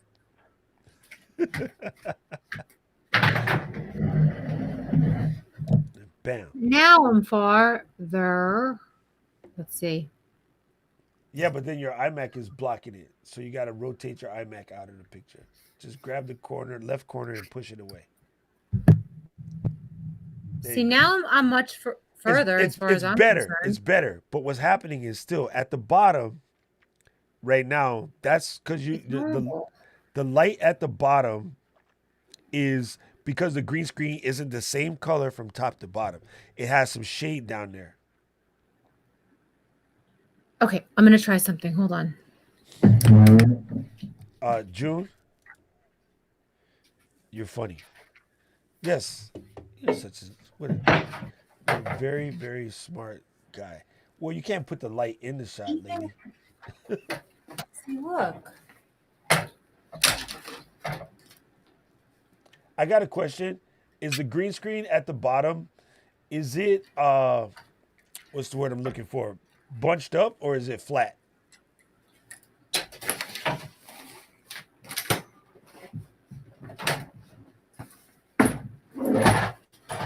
Yeah, that's not doing it. If it's not smooth, that becomes a problem too.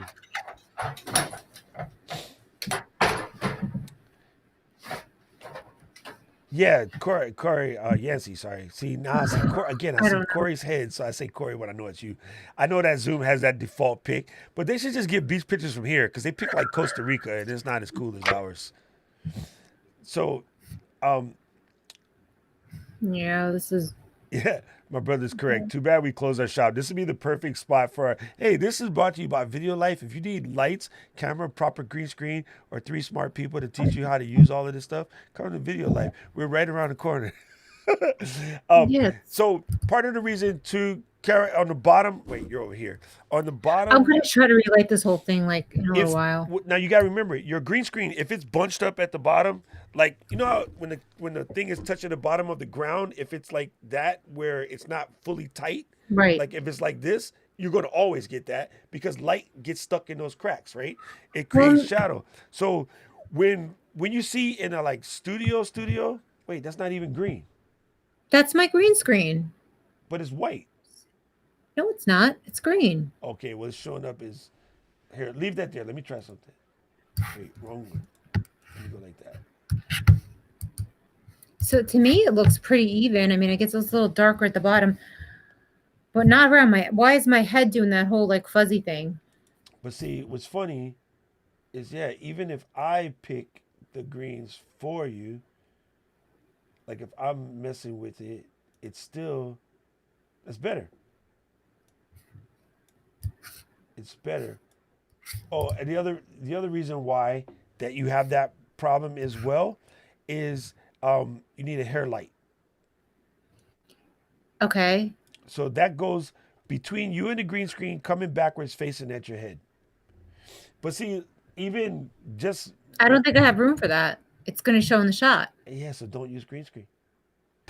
I have to. No, use a color fabric. Okay, here's my suggestion. Okay, get yourself a gray neutral color gray fabric.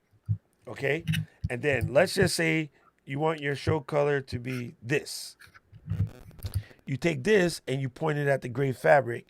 So you're casting whatever color you want. Each week you can change the color by changing this. They have these in long wand shape, bunch of different shapes. Actually, I'll send you a link to a video. I saw Sean Cannell do this on their channel. And what they were talking about was basically using a green paper and from the green paper, oh sorry, a gray paper, from the gray paper, adjusting the colors to the show to match whatever show so the studio can look like whatever it wants. And it's a little bit easier than green screen because you're not playing with that keying stuff, but you're controlling how it looks. Let's see if this works. You're controlling how it looks based off of just adding different color lighting. And you can just use standard light bulbs. But yes, I'm going to agree with my brother Fluens over here. Green screen is just too much trouble. That's why I stopped doing it. Dude, I'm professional. I never had a problem before though. You think you never had a problem. I No, I'm told you telling you, I it's didn't. always whack. I always say No. it's whack. Well, on Zoom, it looks really good. Zoom cheats because they're sending low quality video. The guess. disadvantage of higher And quality also video. StreamYard. Is StreamYard get less quality than Ecamm? Yes. It's 720. When you start I'm gonna figure this out. If when you it's start like, I could if I was there I could fix it in 2 seconds. I would bring I'm gonna just try to do it and I'll call you more later. lights. If I I bring think it eight has more to do lights, it's something with fixed. 8 more lights. I think it has something to do with my my camera focus for some reason. I'm not sure though, because I'm still look when I go like this, like how like I talk with my hands a lot, and it makes. I think That's it's, actually I don't the know. worst thing you can do on green screen. Talk with your hands. Yeah, because that would definitely cause a problem. If you look at my green screen stuff on my channel from like say last year this time, you'll see like my green screen is legit. But when you move your hands, and that does that because you're waving. And so anybody, Yeah, but I can't help it if I get crazy. I know When we start talking about important stuff, I'll be like, ah. I that's feel like I'm right around the block from you right now in Hawaii. that's normal. I'm trying to find this thing. I don't see it, but yeah, it's a really cool way to do the color in the background. Oh, here we go. I'm gonna show you this video. Watch this real quick. Let's see. I'm so committed to the green screen though. Don't be. You're Not to mention, I want to Oh, do different. I'm planning to play different characters in my podcast, so I have to change the background for each of these different characters I it. created. I got it. They each have their own like little house. All right. So yeah, and my brother brings up something very important. Zoom does some like little processing. that kind It of does, messes because with that. people use their backdrop even without lighting on Zoom. Yeah, but it's horrible. It always I looks know, like but so I can't say that. But you see how he has the different color papers back there, and even in Z shot, look how much space is between him and those green screens. That's at least 7-8 feet. But I'll show you the trick well, I that don't have that option because I need privacy because I feel you. Okay, watch. I'm gonna show you. Let's get to the good part. Okay, so this is what you take the paper and then put the light right behind your chair, right? And then it's gonna. He has the two in the front, and the other one's behind his chair. And so what that does is it kind of illuminates the background, and this is where they start changing the colors. You see what I mean? And that's beautiful. That scene looks absolutely beautiful. Way less work because first of all, a piece of gigantic gray paper will cost you all of $7-8, right? If you buy a high-end photography one from B&H, it's going to cost you $30, maybe $40. then you have to install that big thing. Like you need to install hardware in your wall though. No, you don't have to. You can use the same backdrops you're using for your green screen. Whatever you Well, hold in I your use thumbtacks. is paper. You can hold it up with thumbtacks. But you see what I'm saying? But look how easy and beautiful that is, and you can change the color all day long. Like it's yeah. It's kind of crazy, but I can solve almost everyone's green screen problem immediately just by adding more light. It just is what it is. And I don't I'm think gonna try to do that. I have a few more lights. I don't think people get it. Well, I know it could be a causing problem too. June, we didn't But think of why does this. it look Hold right? up. This is important. You can't mix light color. Right? I don't think I So know. if your lights are 5600 Kelvin, they all need to be 5600 Kelvin. If you're mixing some 56 with some 33s, they'll fight and it will cause a problem. But Where do you place the hair light? Like right above your head? Could I just hang like a mine's bulb is right right above my there. head? I don't even have hair. Mine's is there. Right. Look, mine's is So right where? here. It comes at a diagonal, you're saying? And it shoots at the back of your head. So maybe okay. Okay, see right I'm here? just trying to I know I'm far away understand. from the mic, so I'm gonna yell people. You see right here on the side of my hat how I'm creating that little light? If you watch ESPN interviews or any interview shows, you always see this light right here, right? That's the hair Right. light. That's what the hair All light right. does. So, I'll try to do that. I don't know how, hey, but stand. Hey, stop. I'm probably just gonna use one of my lamps and put it on top of my bedpost. Well, you can't do that. That's what I mean by mixing light color. Now you Oh. see what I did right there? Just by putting my hair light closer, and you see how it's not echoing, it's illuminating the back of my head right there.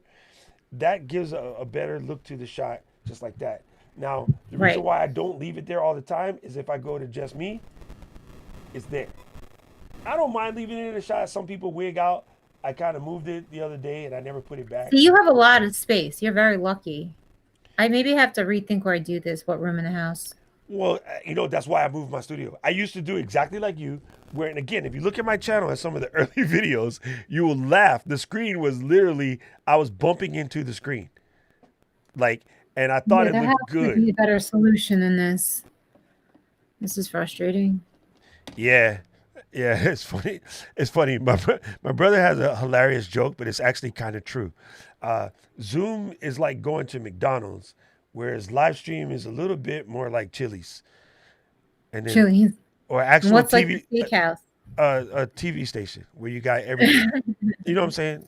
And so like I can show you. Did I have somewhere? Do I have clean green screen in here? Oh, here. This is funny. You'll get a kick out of this. I'll show you how I use the green screen. You see that right there? That's how you do it. And even with all of this light, it still wasn't good. What Why? you painted your I walls painted my green? entire thing green.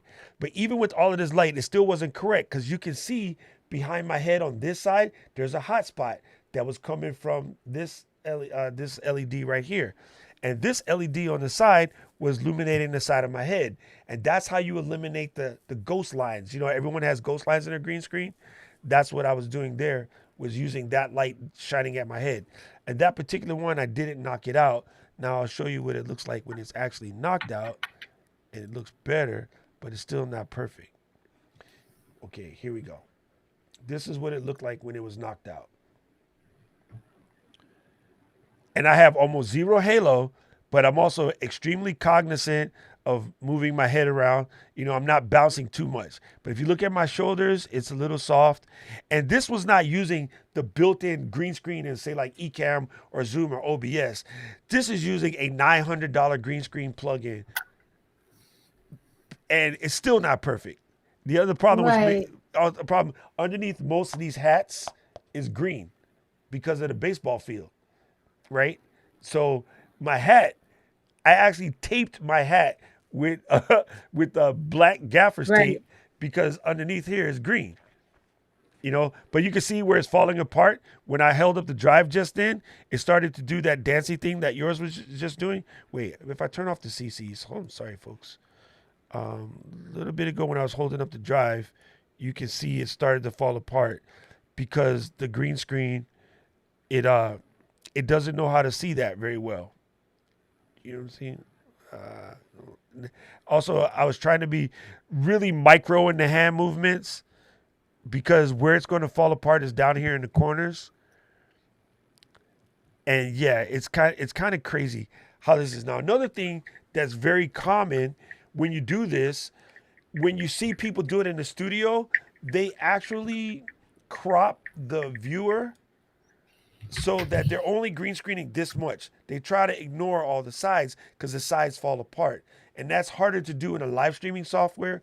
But if you were shooting this and you're going to do this in Final Cut, we would basically build a mask around you in order to kind of eliminate that hassle.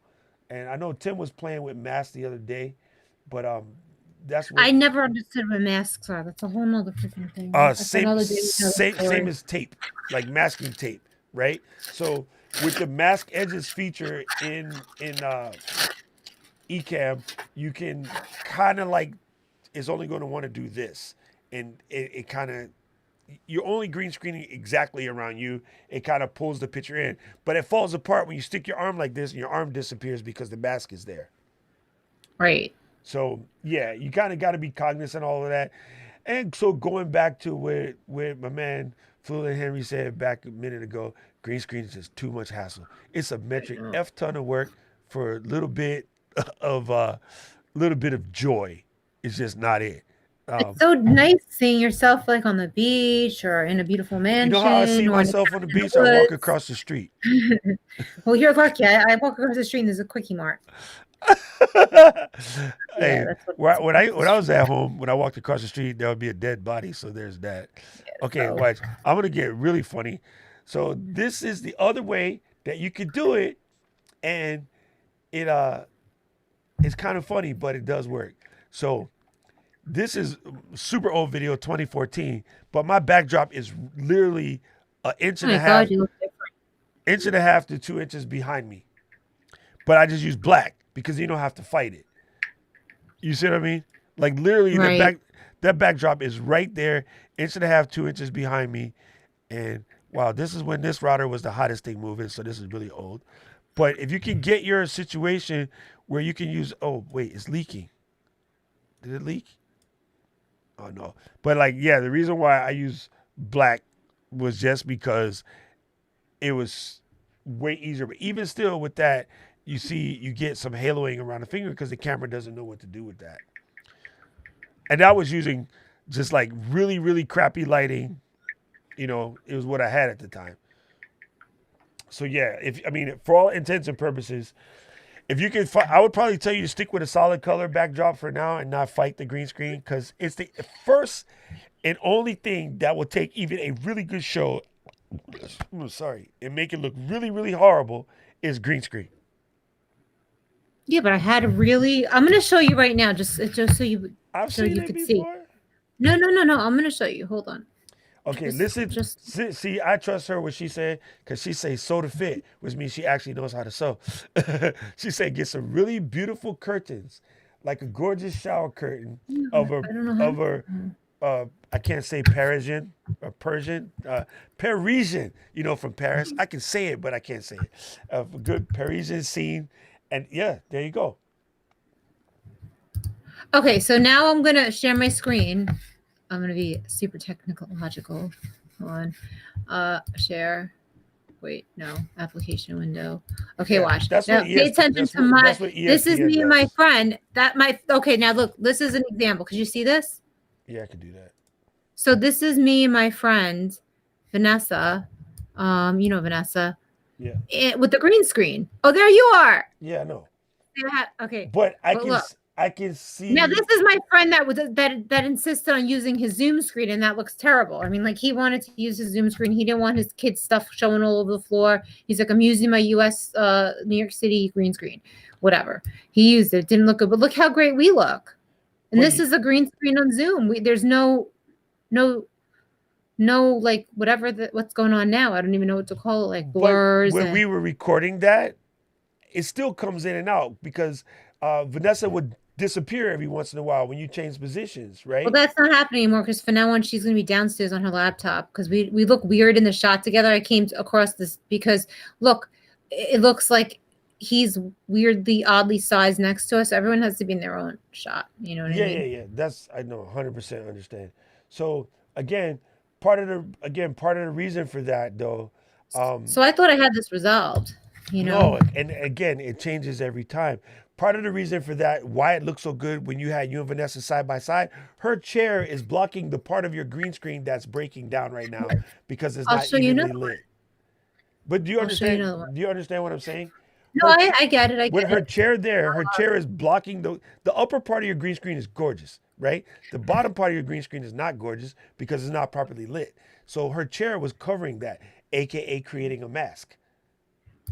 Right. And also, Zoom uses some weird shit that compresses. Sorry, I said that. That compresses the video, and it can do that. And so you can use the virtual I'm going to show camera you something. shot Well, in can I Zoom. use Zoom? Can I use Zoom with Ecamm? 100%, 100%. It will still look So like crap maybe though that's the because solution Zoom is for compressing it. now, at least. It will work. Could you see my screen right now? Could you see what I'm sharing right now? I don't know. Uh, no, because it's not Wait, on. share screen. Hold on, let me share again. Application window. If we weren't already at 2 hours, I could go in the back and within 30 seconds, okay, not 30 seconds, within 3 minutes, We'll do that another time. I can set up my All right, green look. screen and make it look flawless within seconds because I know what I'm So doing. you see my background right now? What I'm trying to Yeah, share with you? yeah, you're echoing. Oh, sorry. I don't know. I look crazy right now. Hold on. Do you see my screen share right now? Okay. It's a picture of me holding up a box. No. Okay. Stop sharing. Let me share again. Hold on. Share. Now do you see it? Yep. Okay, so this is again on Zoom in my cabin background because I was reviewing LED lights, and look, it's pretty good. This is all on Zoom. It's not We pretty can talk about these good. dumb lights. It's pretty good according to Zoomer standards. It's not actually pretty good. But I'm just saying it's better than what I'm seeing right now, which is weird because it's the same exact lighting setup. If you're telling me it's It's because the the same quality of exact the lighting picture is setting, good. but it's not. I can tell you exactly the difference between this shot and the shot you have right now. Right now, number one, your iMac is casting a shadow on your green screen because the light that's lighting you is being slightly blocked by your iMac. If you take All the right, so iMac and take it off the table, this goes off, this goes away. But we can't do well, that. yeah. Let me try to do that. I understand that. Okay. The other thing is, you see that this weird, odd masking that was happening around the box. Yeah, that's exactly what my brother is saying. You can see the softness of the edges of the box, and again, that's because there's no way to defeat the distance problem that you have. Even if you were So to I'm gonna go, redo my room. even if you were to go and buy a Blackmagic Ultimate, hold on. But how come Zoom? It works in Zoom. I mean, like. It doesn't. It You think it works because you okay? You know what? This is what I should tell girls when I was dating. The reason why you thought the guys that you were going out with before were good because they were busters. But when you go with an actual man, you'll see what a real man is like, and you'll never want that ever So again. you're When you saying this see is shooting actual the better. when you see actual green screen done correctly, you will never think that Zoom crap is on point. So what I'm gonna do is I'm gonna switch the layout of my room so right now, say my room is a rectangle. Yes. And I'm like in the middle of the rectangle in the short end of it. I'm gonna switch it so it's like I could like that, but I have to move all my couches, which really stinks If you were because it's to no able to couch. I'm go gonna from that half a foot that you have right now and turn it into 2 feet, it's going to be better. If you turn It's two probably feet gonna be into like 3 feet. 3 feet is better. The real number is 6 feet, but we'll take three for now. I If could post. I don't know. I'm when not I good. was 6 feet doing is like 6 feet is like if you step like this when you're trying to when you're trying to see how far you're from the hydrant. You go step, step, step. That's 6 feet, right? Like you can measure with your feet. not with your little feet. Uh, I wear a that's how I size measure feet. I wear a size 12, so mine would be So it that's says 12 foot is 12 feet. It's yeah, 12 inches. roughly. Yeah. Um, All right. Well, I'm gonna re experiment. Let me okay, ask you so here's how you your do it. last Here's how you do it. question. Once you put your green screen there, right? Put your toes on the green screen and lay on the ground. That's going to give you 5 feet 2 inches. 5 feet 2 inches. That's how tall you are, right? Yeah. There you go. No, I'm 5'3.5". Okay, Five four. that'll give you 5'4". That give you 5 feet 4 inches. You're almost there. That will work. Oh, If yeah, I definitely have 6 feet because I lay on my floor all the time. Wait, another question. The that will work. window is gonna now. The window is gonna be behind the green screen. Is that gonna be a problem if there's daylight coming through? Close the curtain. Because the window is on that end of the room. Close the curtain. But at my curtains, like I like airy curtains. The Okay, light still so comes is your through. green screen? See, again, this is what other people do. They buy random green fabrics. The green screen that I It's have, fabric. I can shine the sun through it. You can't see jack because it's a solid piece of green, right? If you have a that $20 Amazon green screen where you can see light through, that's going to be a problem. But you can cheat though. Put a blanket first, green screen on top of the blanket. So blanket first, Just green double screen it on up. top. It depends because if you shine light through your green screen, it doesn't work. Actually, some people actually light green screen from behind so they can make it even. But that's a whole different So do conversation. you think that that would be not a bad idea? What? I got the cloth one because it's just easy to tack on the wall. I thought, Yeah, you know what made green screen better for everybody on YouTube is buying that stupid paper Elgato thing. As what dumb as paper I got a thing. as dumb as it is, the Elgato uh, paper one works really well because the paper doesn't have wrinkles ever, and wrinkles is Elgato. the murder for green screen. It has to be smooth. It got to be tight. Like actually, you want to be able to throw a penny at it and it throw the penny back at you. That kind of tight. Because then, if there's no wrinkles, you never have these little weird problems. Yeah, You but then it's not the Elgato green screen. I'm looking at it right now. It's like number one, you have to have the stand, which is another clutter thing in your room. it folds Number up into two, a box. okay. You know what I mean? Number You two, you basically though, pull it up. it seems to be very, very skinny. It is because, like I said, you crop in. All you need for green screen to work is this. You know what I'm saying? Like, well, you can't see me, but if I was doing my headshot, you see. Here, I'll show you. I'll show you what I'm talking about. There's literally people that have you know those circles they use at the model shoots. You know when you do like Yeah. they bring the big circle. Some people green screen only with that. It's right behind the model, just a circle around their head, and they shoot that. Why? Because you're going to crop everything else, so you don't have to see all of that. Oh, this is pretty hot. I see it. Well, it's not the Elgato. It's a duplicate. But yeah, it drops up and down. I just don't want to buy more stuff when I haven't even shot a show. It's like I have this one, That is the curse. That is the curse.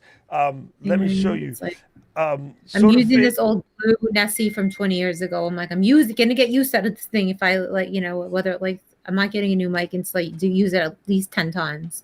Okay, let's try this. I'm gonna answer this question. Sort of fit. This is cool though.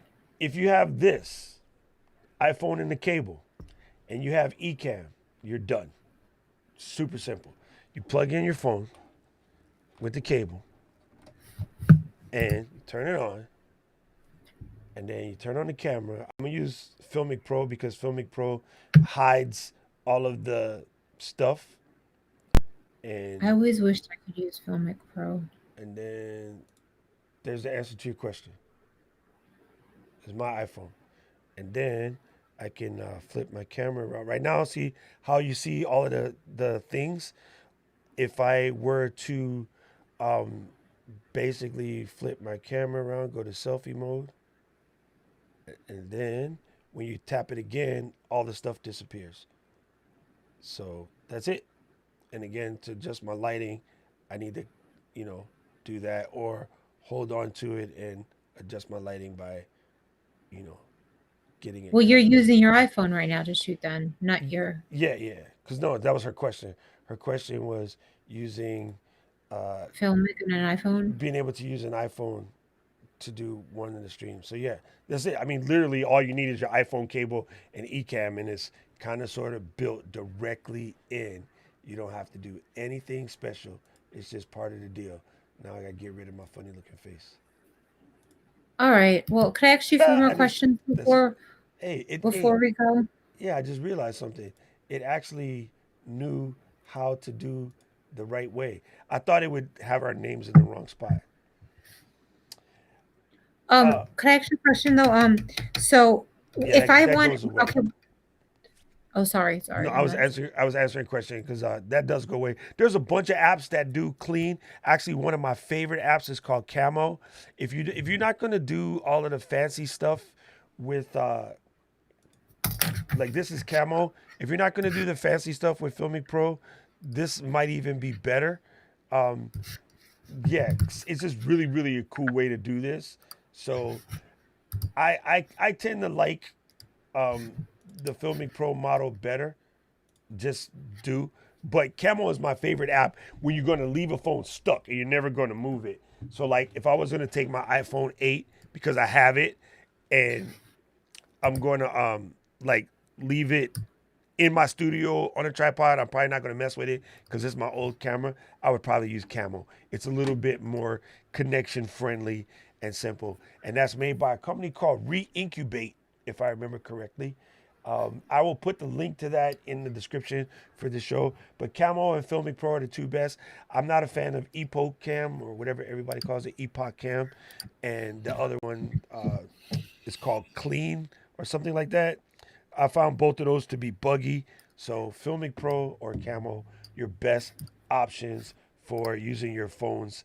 And you can use your phone or your iPad as a camera as long as you plug it in with a cable. So just get a long one of these and make sure it's a good quality one. Stick to a brand like Anchor.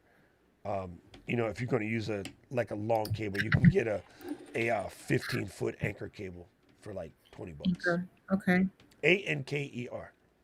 So the I hope questions I that's had written down, the last questions I have is like, okay, so if I don't record live, right? Because I'm not ready to go live, I'll mess up. I pre-record. Could people still make comments as I'm airing the show? Like I don't know how that works. Like so I put it on YouTube, I put it on Facebook. Could I still air it as a Facebook live, even though it's not live?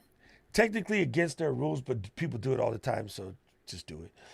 And But people can actually comment as we're going along. I just can't yeah, because address it's their called comment. you no you can you set it up as a watch party. You wouldn't be able to add it into the stream, but you could do that. Another way you could do it, which is kind of weird, but it's a good way to do it.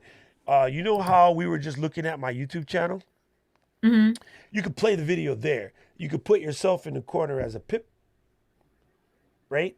And so you can do it live while you're playing. So okay, we're gonna watch the episode together, a la Facebook watch party, right? And then I can actually type and reply. Then you can reply. Like a trick. You can yeah. Okay. Um, and so Envato, what that is like that's for post editing. Yes, Could yes. you drop Envato stuff in as you're live streaming, or no? And That's for post editing. no, right here. See, bam. Okay, Just so okay, this is like serious. I need a production guy. I wish you lived here. I would just have you come here and you know, just I did live there for like 17 years, and then I ran away because this is you better. know I know show Okay, and there. yes, Yessie and Gabrielle are both reminding me that you can use Restream to play your old show and then comment from there. So that is What's possible as well. Restream? What is that? I'm gonna write that down. Restream is a subscription service that which I'm using today, allows me to send to YouTube, Facebook, and Twitch and Periscope all at the same time right now. Hey, there's people watching on Twitch. And to interact. Yeah, because when you play the show, you can just have Restream comments up. I normally have Restream comments up. I don't even know. I forgot to open it. I need a nerd. No, boyfriend nerd. you got to become a nerd. We're gonna send Topher to you. I can't. Don't I laugh at can't. that, Yancy. That's I funny. actually am a nerd. If I had enough time to be a nerd, that would be my preferable thing, but I can't. That's why you got Yancy was smart. She married a nerd and then she became a nerd. So I I wish don't I know. could I don't nerd. know who looked out in that deal, I don't Corey know or any nerds. Yancy. All I know are like these Guidos. That's about it. That's all we have here. That's a word I haven't heard it for. We don't say that out here. We have Guidos. Guido nerd. I don't know if they exist. Yeah, the other thing that's Um, cool with Restream is you can schedule it to play those at various yeah, times. that's another thing I have to learn about, like all this stuff and like branding, you know. Okay, let Uh, me see what other I wrote down a couple questions on my post-it. Okay, so with the sound effects, like you did that little like I could put a boxing bell in there, like ding ding ding. Gabriel said he can help you do remote producing. Oh yeah, Maybe. you can do yeah, just like I have these. Yeah, could I do a boxing bell? Yeah, you just download a boxing Oh, bell I from could do it. Envato. Could I do an actual recording of my voice saying seconds out? Because that's what you say when there's 10 seconds Yes. left in a Yeah, boxing match. okay. And Okay. then that's the other thing that you was asking me about. Like How do you add that in as a sound effect, like your own voice? you just record it with QuickTime And then you just drop it in with what kind of file? Wave, MOV, MP3, MP4, Okay. MPA, like whatever. It knows all the files. If the Mac understand it, is understand this. So let's say we're doing a 30-second thing, right?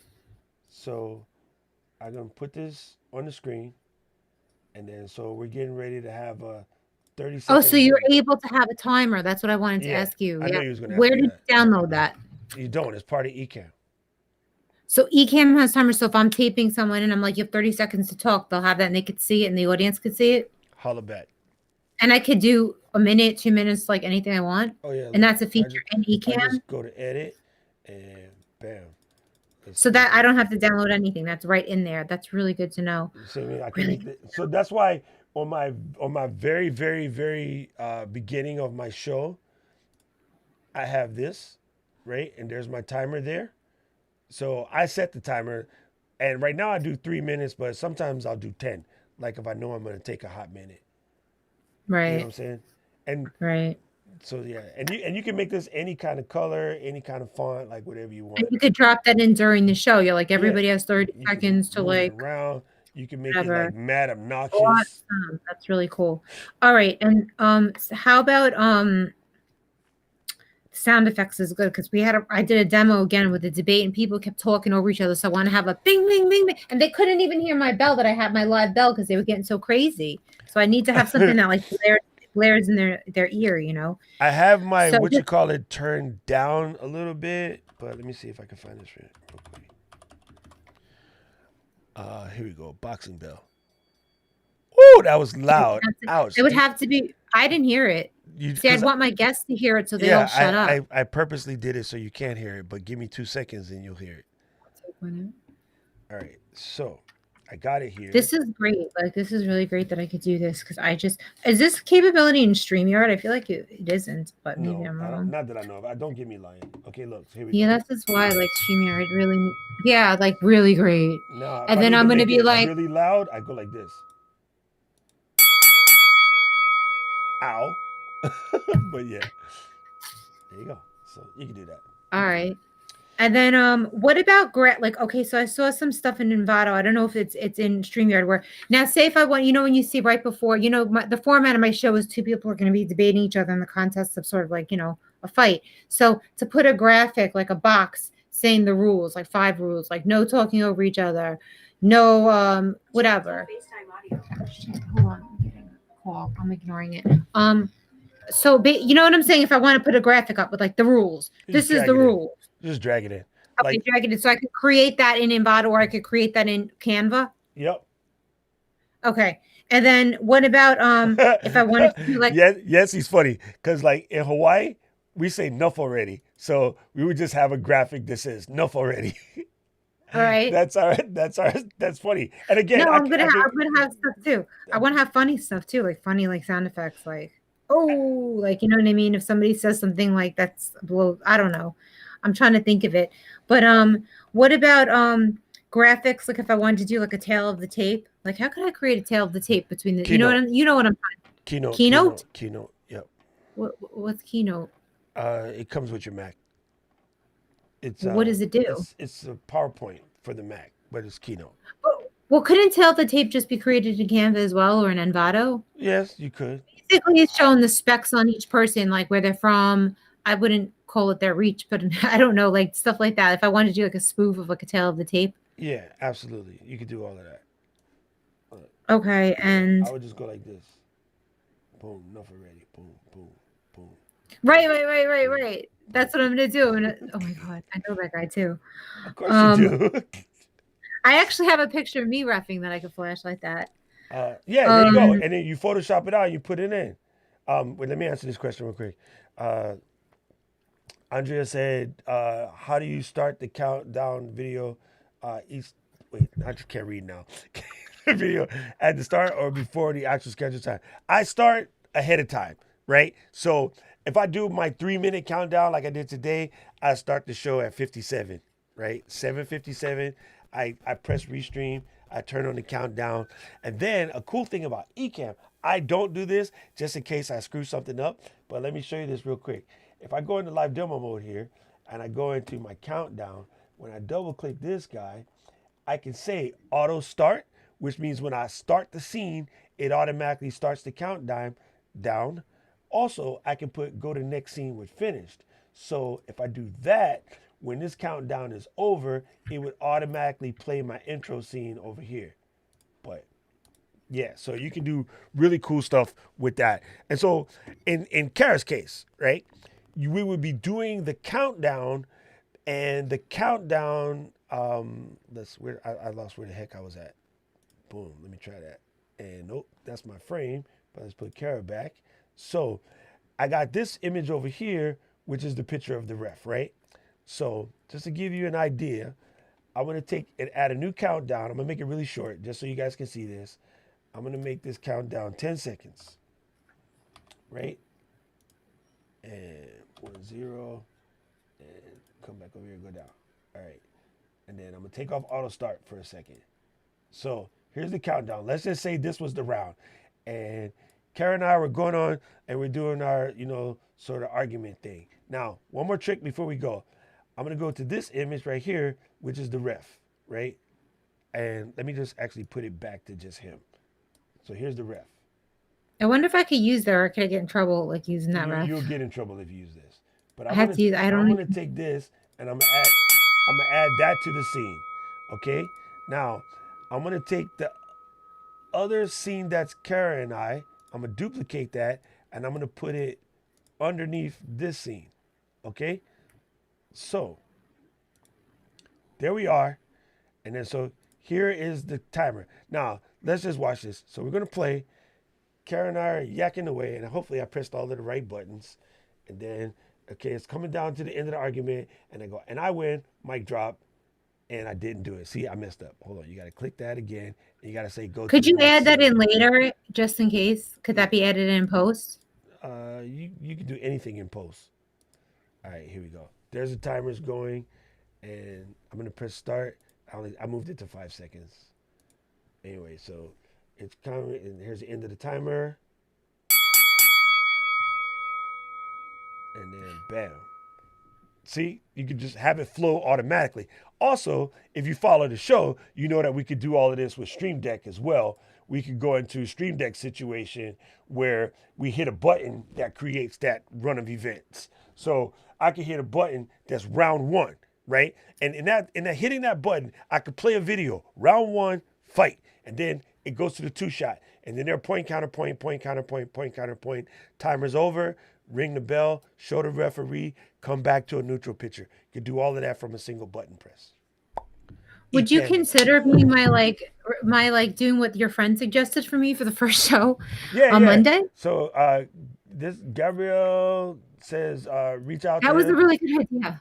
And then he could probably help because he know what he's doing. Oh, And he's a who is it? super Gabriel. cool. Well, what about Gabriel? Is your friend? Yeah, he comes to all of the shows and harasses me. No, he says nice things about me, which I appreciate.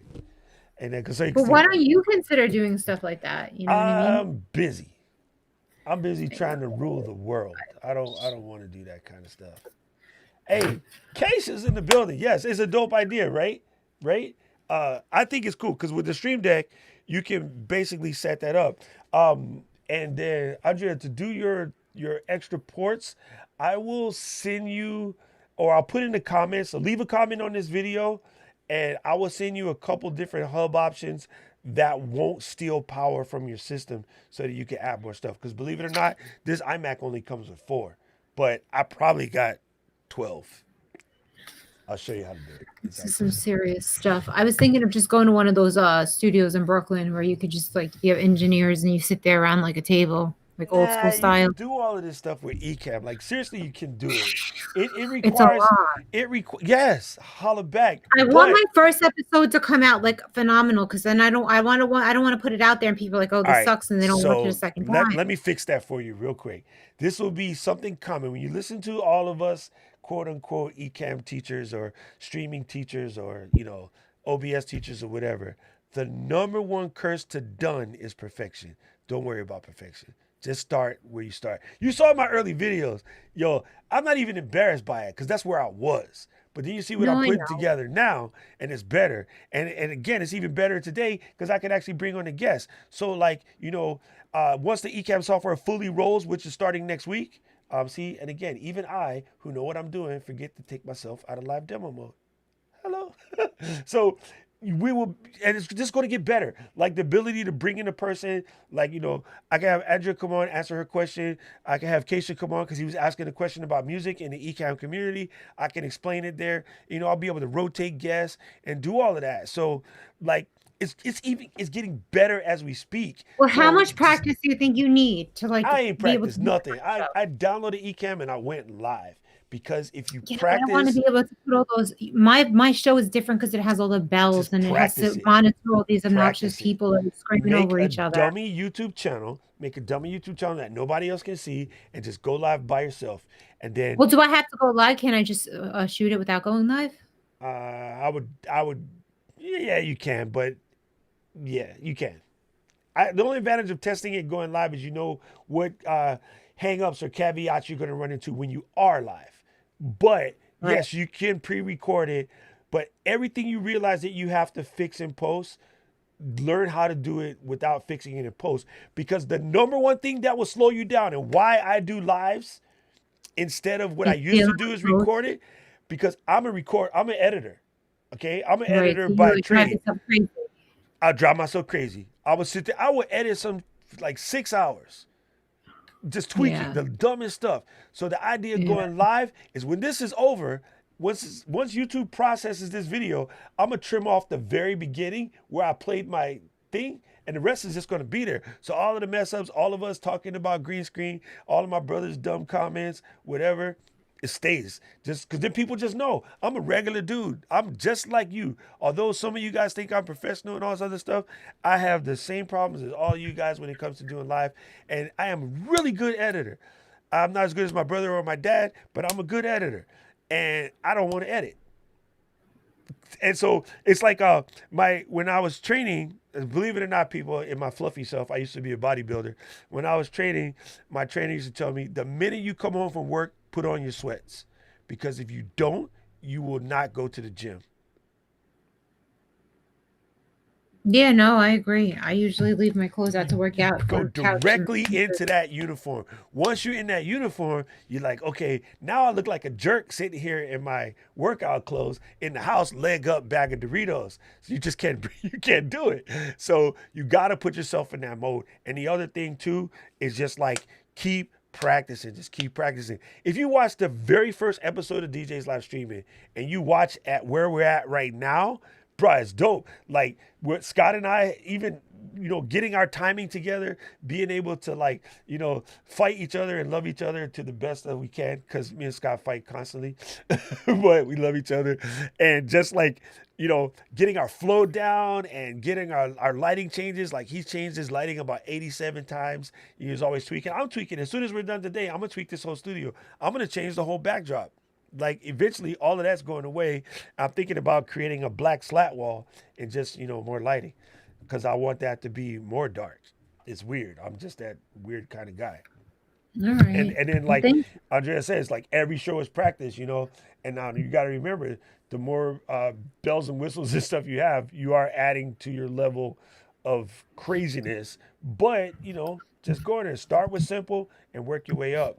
You know, and Gabrielle says subscribes to my theory of not wanting to edit, bruh. I love Final Yes, Cut. it's hard. Like I hate Final editing. Cut I, is I I love dope. it, but I hate it. Then you'll never Oh, get anything out. this is good. This is good. I didn't I always forget about this too. Gabrielle says rather put the work into preparation versus the edit, right? So again, Yeah, a lot of guys who that's very true. shoot say, That's a "Oh, good fix it in point. post, fix it in post." People like my dad would be shoot it right the first time because then you don't have to fix it in post. So he's correct about that. Oh, okay. I'm gonna mess this all the way up. Okay, so let's try. C'est un progrès que lion devant fogron. That's horrible. It's not my Spanish, but hey, I can do Japanese, Korean, Spanish, French. I can say fries and Porsche. Tell me how bad I did, Keisha. I want to know. Because I want to know. That's horrible. Oh, he's laughing at me. Oh, I must have said all kind of stuff. I only got the say part right. I know that say part is correct. And Leon is probably right. Yes. Okay. The white balance is buggy. I tell you. Oh, he said very bad. Thank you. Andrea, let me show you a trick. This is called a gray card, right? It comes with these three, right? You get gray, and then you get a black card, and you get a white card. So, oi, what you do is you hold this up in front of your camera in the proper lighting situation, kind of about with your face. You kind of want to get any shadows off. So sometimes I'll hold it with a pair of pliers. So you hold this where your face is going to be, and then in your camera settings, you go into auto white balance. One of the settings will look like a little set of V's with a box. That's the custom setting. You set this in the center, you zoom in and focus on this, and then you set the white balance accordingly and you leave it alone as long as your lights don't change. If your lights change, like say you're using a window, which is why windows are gorgeous for shooting, but your show got to be short. Your show got to be under 45 minutes because in 45 minutes, the sun goes from here to here and your lighting's different. You know what I mean? Especially here in the tropics. Like every couple of minutes, the light changes. So you get a white card. This was a cheap one. A good one is probably about $40. It's actually gray and it has little circles on it. And so you set your white balance to a custom white balance according to the light in your room and leave it that way. Don't play with that automatic stuff. It's good. Like the Sony automatic white balance is good. The Panasonic is good. A lot of the other cameras, their automatic white balance is rubbish. Sorry, Canon, Fuji people. I don't like it. It's just me. But also, I adjust my shot to be slightly cooler. If you watch Marshall Fox, who's in the Ecamm community, his is slightly warmer. Like he's team warm, I'm team cool. But that's because I use purple, so the cooler matches. If you use red, brown, yellow, you might want to go warmer. Yeah. For the webcams, what you want to download on your Mac is a program called Webcam Settings. It sounds crazy, but that is exactly the name of the program. And it's in the App Store. I don't see the Google. I switched to Microsoft Edge, and they use Bing, and I keep forgetting to switch to Google. It's horribles, absolutely horribles. But yeah, there's a program called Webcam Settings for your Mac, and you can download that, and it will give you access to things like white balance and color correction and 60 hertz versus 50 hertz. You know how when you point a camera at certain lights, you get a flickering. It handles all of that stuff. It's like $8 for the app, and that will help. I gotta check out your thing because I only know a little bit about sewing because my grandmother used to make me pin the paper to I the wish I knew. It's like a lost art sewing. Like right. nobody knows I how to used to sew. pin I the can't even paper get. to the fabric. She would like lay this down and just put the pins. You know how to do it. Like put your fingers in between, and every three set of fingers put a pin, and then she would cut it out. And I used to use the wheel thing that you use to cut the stuff out. It looks like a pizza. That's all I know about sewing. So don't get me started. But yeah, I'll check out your stream, and then I'll see, like, any hints or whatever that we have. But I need to go do some actual work. Thank I you so much. I'm gonna look at you and say this. I've been Saturday. like, you're the best as always.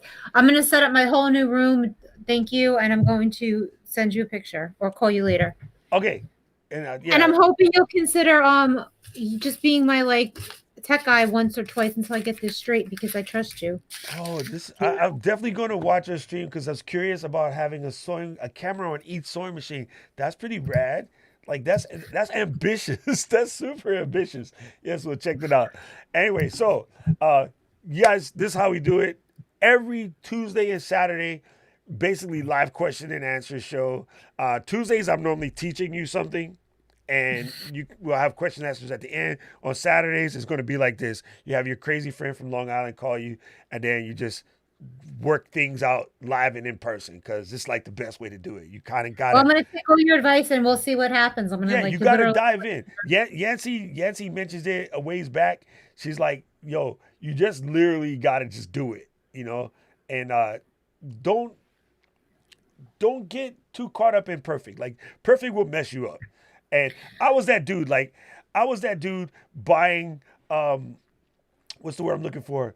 Trying to get another camera, trying to get another light, trying to get another mic, and I kept thinking I needed more equipment. And truth be told, it's not even about that life. It's about, you know, getting in where you can and doing your things.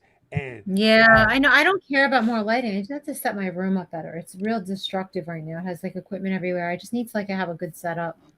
And I gotta say thank you to Andrea for the super chat, the sticker. I don't. Hey, you be quiet right here. I don't have my what you call it turned on because I always forget. I don't know why I always forget to turn it on, but I appreciate you. And yeah, thank you for that. Like every bit of support helps the channel. It goes a long way.